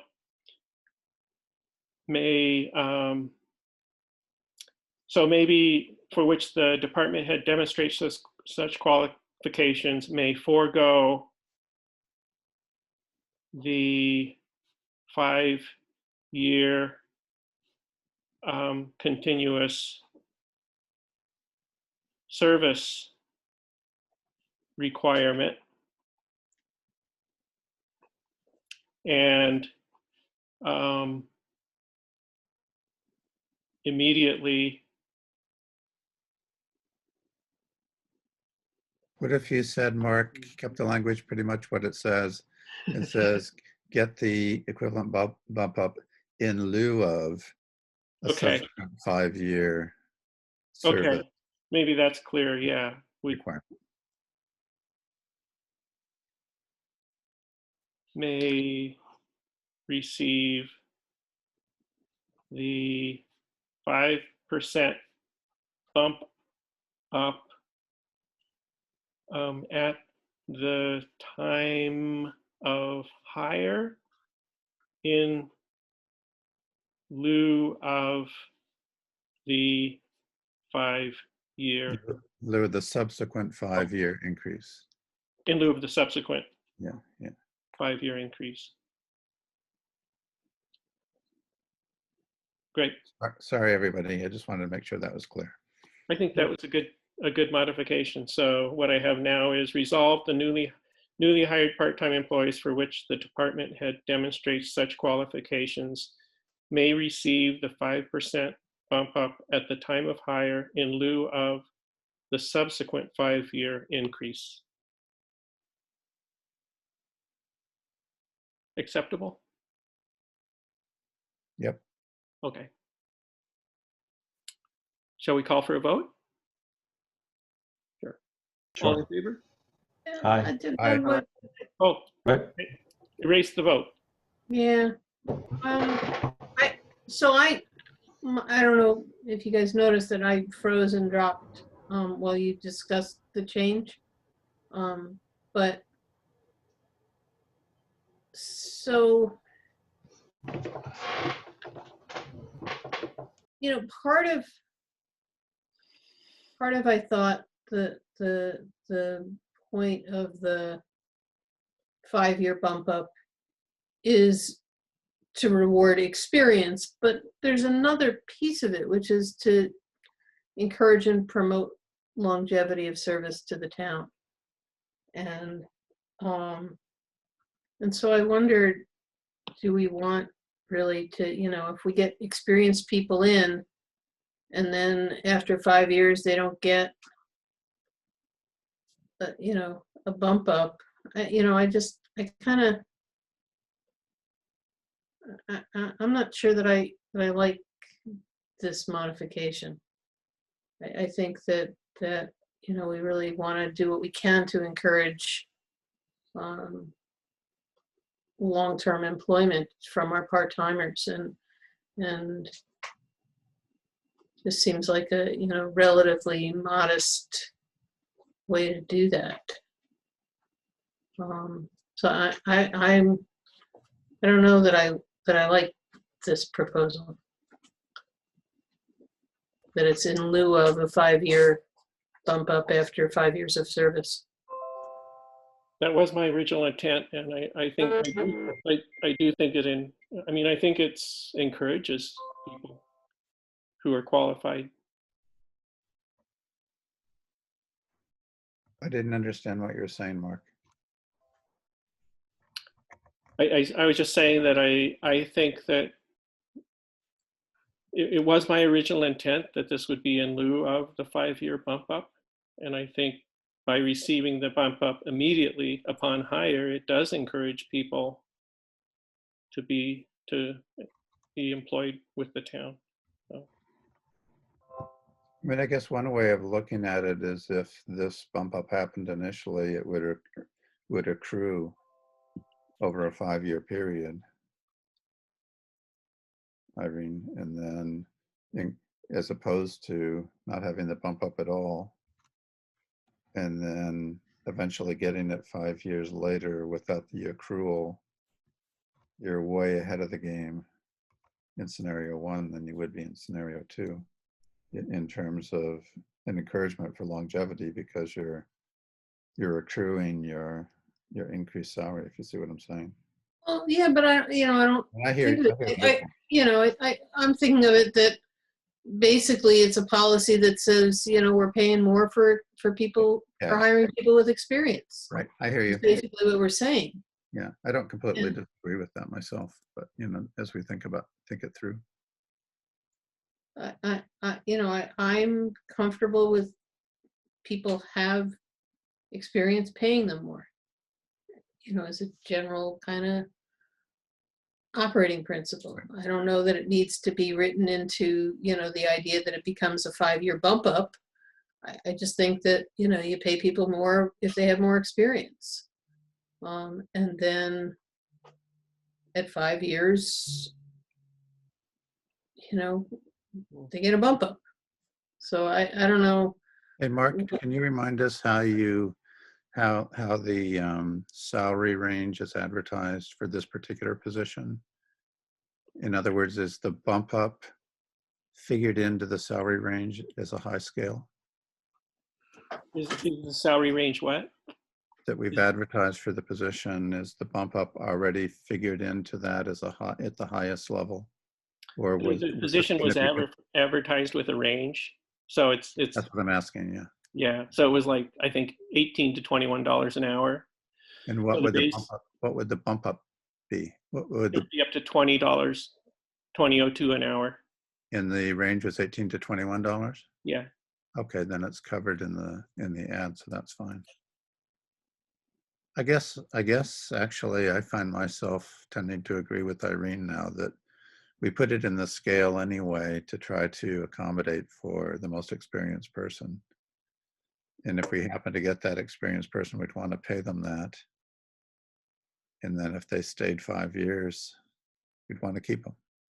So I guess I can see that logic.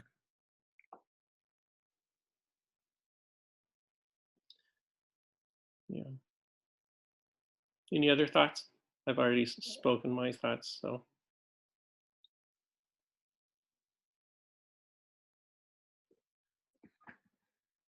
This can't be that hard to think about. Yeah, at the end of a 12-hour day, it really, really is. Most of which have been spent on Zoom. Sure. I am sure. I hear you. I'd like to believe you, Tim, though. I really would, because I think on principle you're right.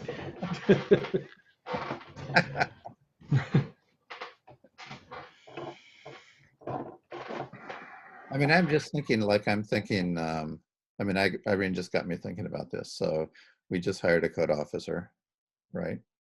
Does the 5-year thing apply to code officer? I don't even know. I don't think it would. I mean, so we But- budgeted that position at 30 hours a Right. week. But I'm just thinking in general, when we hire according to the salary that's commensurate with the experience of the person. Right. That's basically how we do it. So then it would just make sense to anticipate if they stayed for 5 years, we give them the reward. Yeah.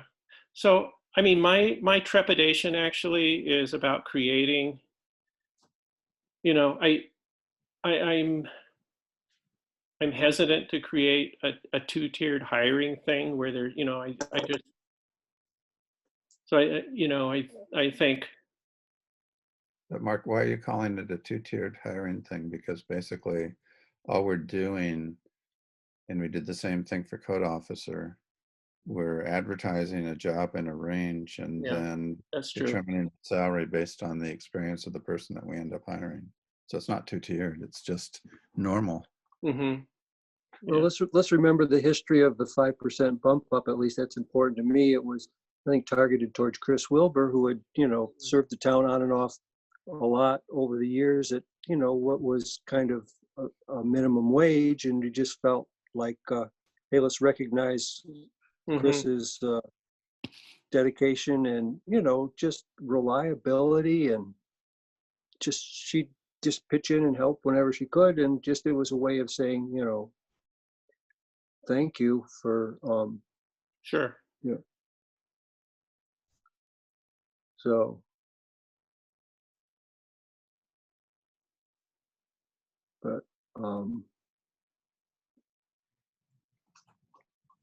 But I think this is just, if they've got a really qualified candidate, they're just asking for maybe a little higher wage range.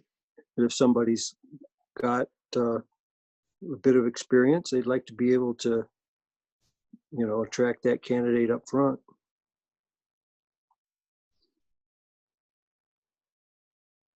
I guess when I just want to be clear about it, that's built into the salary range that we already have advertised for this position, right?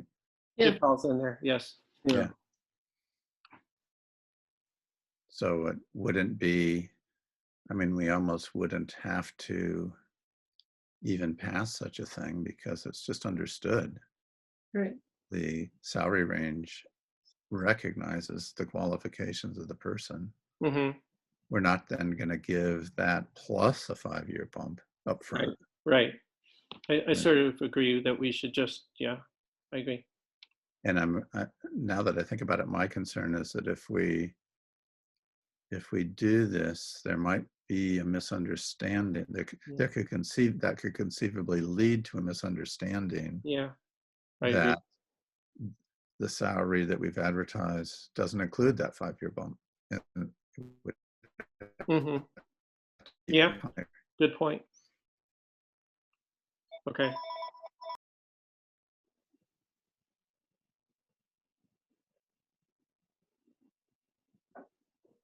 So based on the discussion, I think I'm in agreement that, that it's not a constructive resolution. And I could call for a vote and we could vote on it, or I could just not call for a vote. Just withdraw it. I'll just Withdraw it. withdraw it. Yeah. So, Yeah. Okay. I hereby withdraw the resolution. So. I mean, it's really good to have this discussion because it clarifies. It was, because I think, yeah, good. So thank you for your thoughts. Thanks, Irene, for pushing that. It was helpful.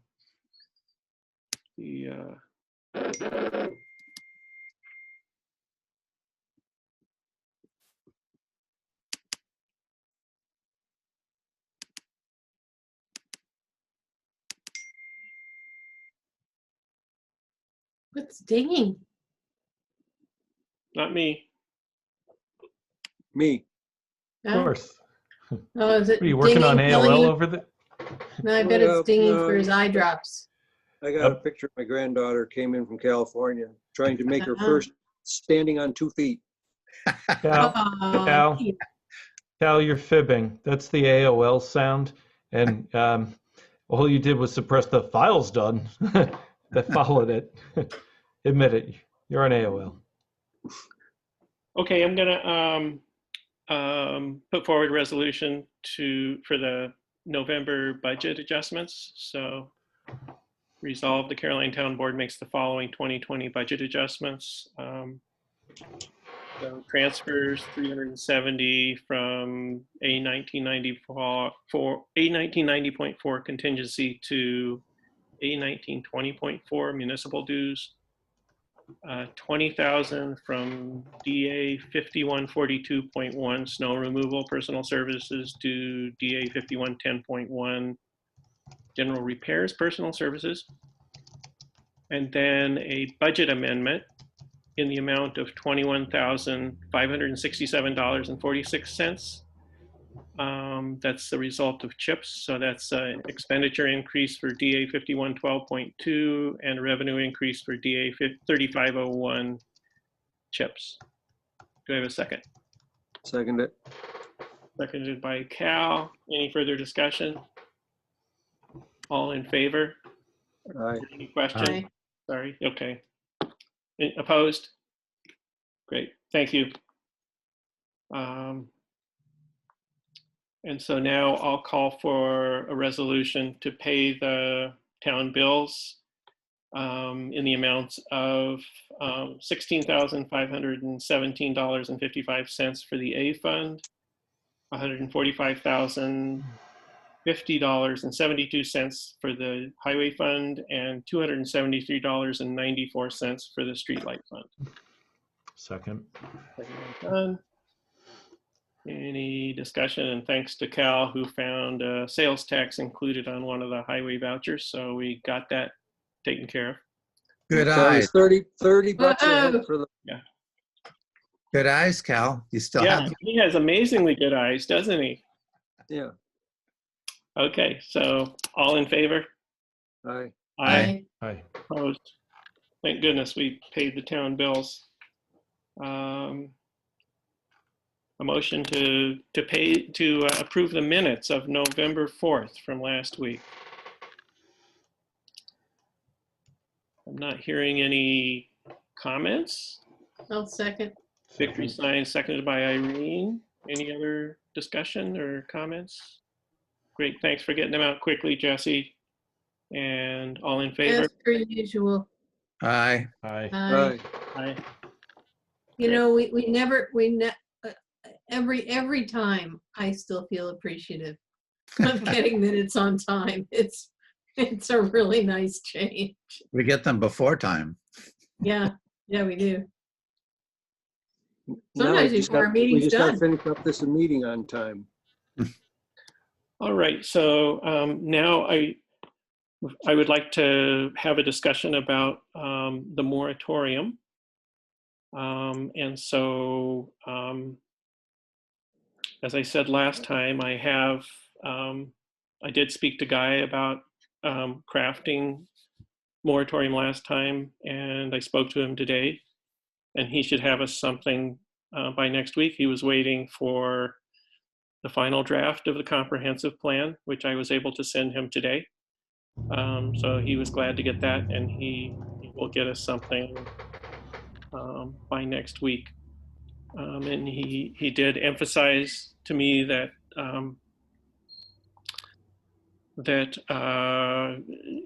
enacting zoning is he called it the backbone of imposing land use moratorium, so a moratoria. So it's a very solid justification for a town doing that. So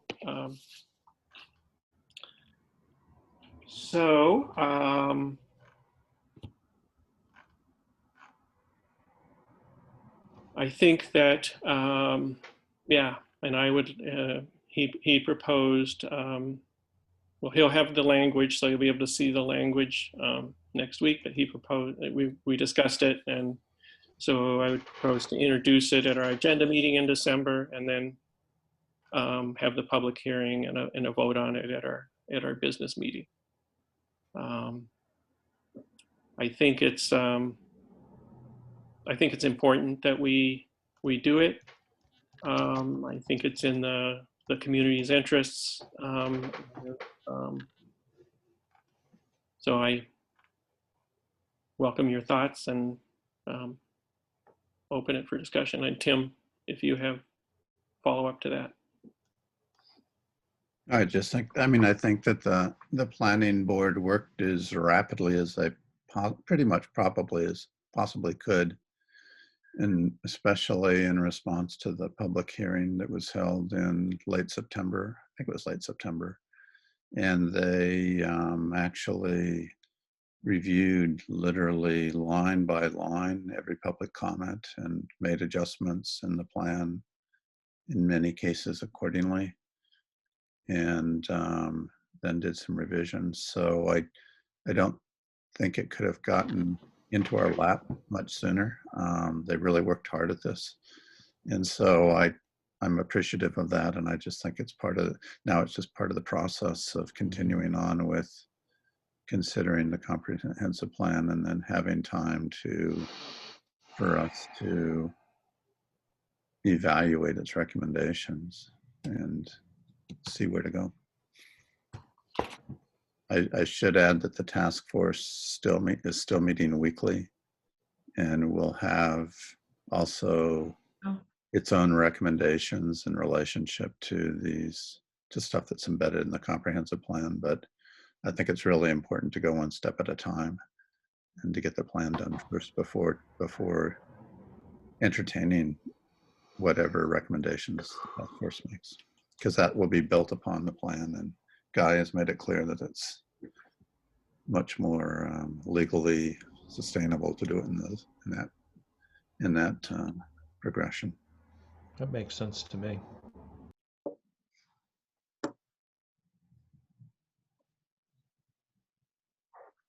Great. Well, I'll forward it to you as soon as Guy gets it to me. You can Sounds good. review the language and see how to. Mark, do you just want to send around tomorrow to everybody on the board just the copies of the plan so they don't have to go on the website to get it? Oh, okay. I think that would be good, I thought it was easier on the website, but yeah, I can do that. I don't know, whatever you guys want. I just thought if you had the PDF, you might like to have the PDF. Yeah. I mean, yeah. I can send it by email, or you can download it from the website too. So be happy to, yeah. Any other thoughts or discussions on that issue, I guess?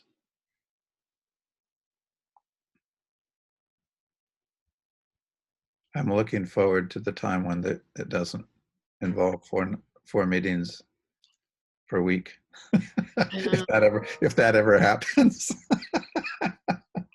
Tim, I'm sorry, I'm processing a little slow too here. When you say send it around, did you mean just to us or to the entire listserv? I meant to you. To you. I thought you guys might like to have the PDF in your boxes as opposed to. I wanted to make sure that you weren't suggesting that we send PDF to the whole listserv, because that's complicated, and that's also not. We need it to be available in the same fashion for everybody. But I just thought the board might like to have. No. Once it's delivered to the board, I thought the board might like to have PDFs. That's all. Yeah. No, that's great. Great. Well,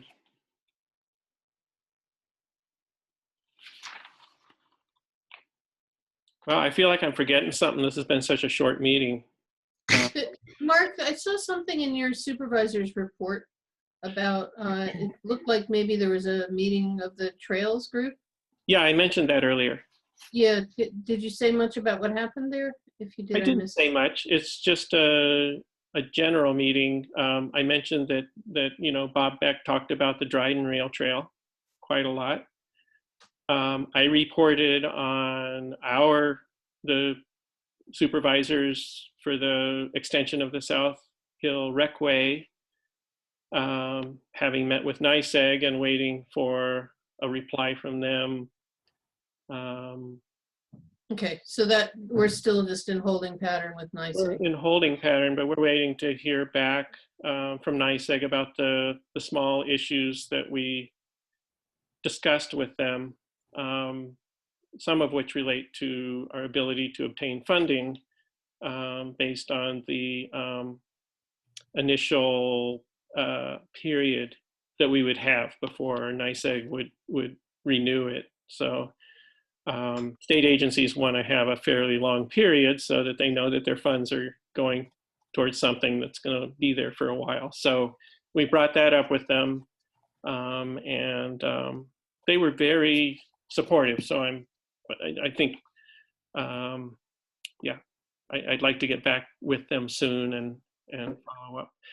So I also, so is there anything else you were wondering about on the trails issue, Irene? Well, I guess I didn't understand that it was a meeting of a larger group of people talking about trails and not just the South Hill Rec extension. Yeah, no, it was Nick Helmholt from the county holding it was all the towns talking about their trail projects and things. Okay. Yeah. All right. Hi, Jesse. I see you've Yeah. materialized. Hi. Yeah, I just had something in my report that I wanted to give quickly. I know last week, and I spoke to Irene a little bit earlier this week about some security measures for the town hall and property taxes and things like that. So I did a little research, and one of the ideas that Velvet and I came up with was getting a teller style window put in the clerk's office. I just think in doing that, it, not only for security purposes, but because of the COVID and the numbers, and here at the town hall, the window that's in the town hall now, it's not secure, number one, and it's quite a large opening, 2 by 2. So, or no, 2 by 4, I think it is. But anyway, everyone's talking about cost savings, and this is, it is, a large amount of money. I do have, It's something you need, Jesse. I have money in my contractual line to cover this in this year's funds. I think I have something like $7,000 left in there, and this is going to run about $2,300. Right, do it. For the window. So Not even a question. Yeah. And Corey will do the installation. So John's not in favor of it. I can see that. No, no, really. I mean, well, one, even if the clerk's office hadn't really made a good contribution to the budget situation this year, and I want to acknowledge that. Thank you. The need is still the need, right? Your safety is important to us, and so yeah, this is a no-brainer. Okay. Yeah, Okay. I fully agree. And that window that's in there is flimsy. To Cal's comment about Corey putting it in, I want to really caution that we not cross boundaries with having our code officer do construction work in our buildings. If we have Richard, who I believe can do minor projects like that, and alternatively, if we were to have or ask Corey to do it, I would want to see him paid out of some sort of separate line, that it's not part of his code officer Oh, absolutely. and responsibilities to do construction work.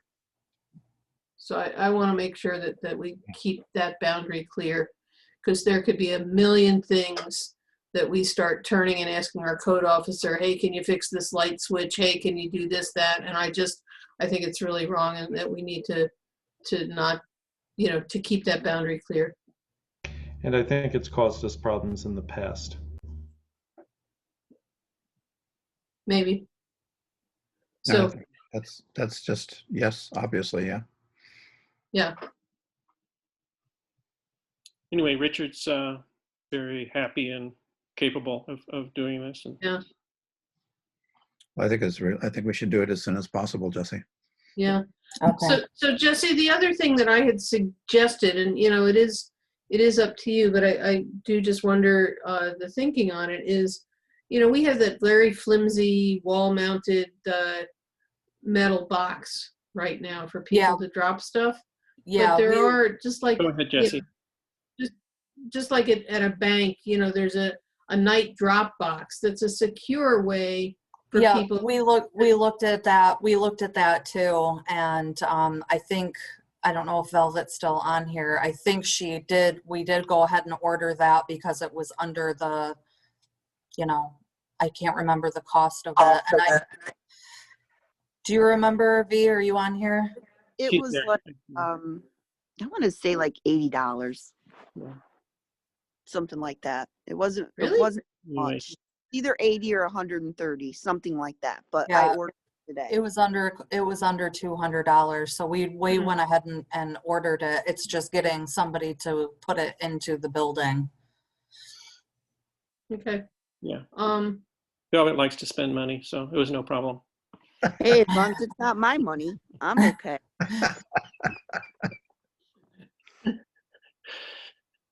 So the teller window is going to take, I think it said something like 4 to 6 weeks, Yeah, to 4 get to here. 5. So Mhm. as long as I got the approval tonight, then I'll order it. I'll get right on it. So, Jesse, I'm just wondering, this teller window, because there could be kind of all different versions, but right?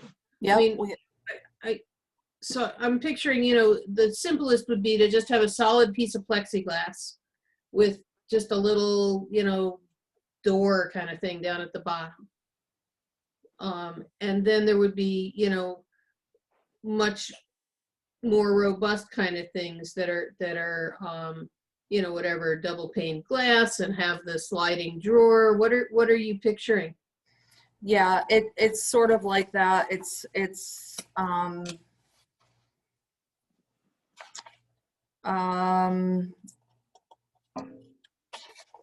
Let me see. I don't know how to share my screen on here, but I will show You you. can do that if you want. Oh, yeah, there you go. It's just kind of like, it's just like a. But Jesse's screen sharing now. Oh, yeah. Okay, cool. And it does have, the speaker box just enough so you can talk through, and it does have the, where you can slide. And I think we picked out the one that's, the slide up window. I think we got it at a size where, we could fit a binder through it, but that was it, Okay. at a lower level too, where you're not talking into each other. And it also has a little ledge on the outside so people could write. And of course, that's something great. that we'll Great. just have to keep on top of during tax time, keeping it clean and wiped down. So, That's great. So this is like a pre-made, pre-manufactured thing. yes. Yeah. You might check with Ithaca Glass or Inlet Glass, whatever they're called, to see whether they can do something like this, perhaps sooner, perhaps cheaper. Okay. Show them the picture of what you want, and just see whether they do those kind of installs, because it might be something that they can readily do. Okay. They made the barriers that I got for the court, 2 of them, but those were standalone barriers, but I presume they do other things. Are those plexi or those glass? plexi. Yeah, So is it Ithaca Plastics or Inlet Glass? inlet glass. I guess it was inlet glass. Yeah. Yeah. Probably inlet glass. Yeah. Okay. But good, Jesse. I'm glad you're jumping in to do that stuff.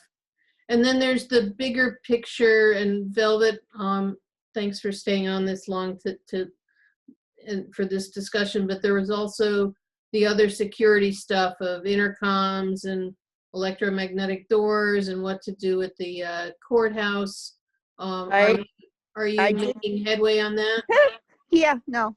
I sent an email to schedule a meeting and was notified that Judge Barr is out 4 to 6 weeks. And Judge Reinbold, yeah, medical leave, which I was not aware of, but Were we aware of that? I'm having a feeling the answer is no. But Judge Reinbold said he is too busy and he would like to wait until Judge Barr comes back. So it's kind of on a holding pattern. Okay. And so he confirmed that she is out on medical leave. I'm just wondering, is it, maybe she has a autoresponder back from when she had her knee surgery and she forgot to turn it off? No. She's been in the office and everything like that. It must be something else. And he wrote me the email today. Okay. All right.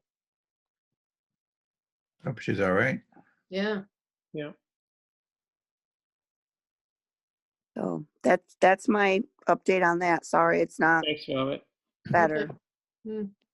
No, it's, I did give Velvet the ACE security proposal that we got last year, but I don't know if that's enough to go on. I'll have to see if I have any other information, but yeah, I thought there was something, there was something with that proposal and then it didn't actually meet up with the standards that had been defined or something. Wasn't there something weird with it?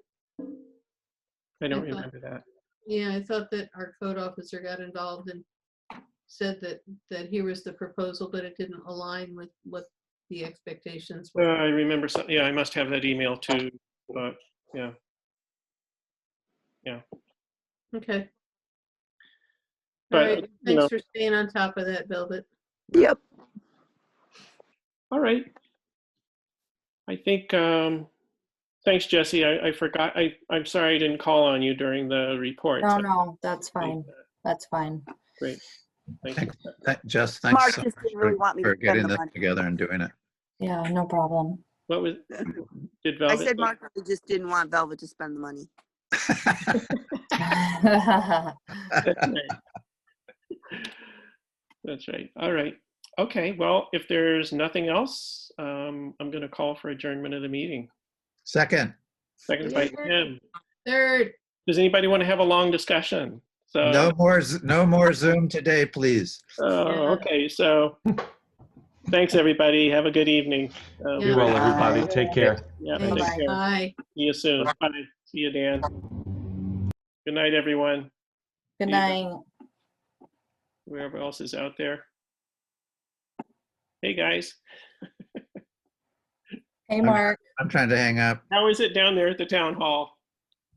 It's hot in here. Is it? Wow. Yes. Wow, why don't we trade places? Are you freezing? You're cold? Yeah, My I'll stomach- be co- I'm cold I'll today. be cold once I get outside. I was cold when I came in, but now I'm sweating in here, so. It's still recording. Somebody needs to Oh, stop that's me. recording. Yeah, I'll stop.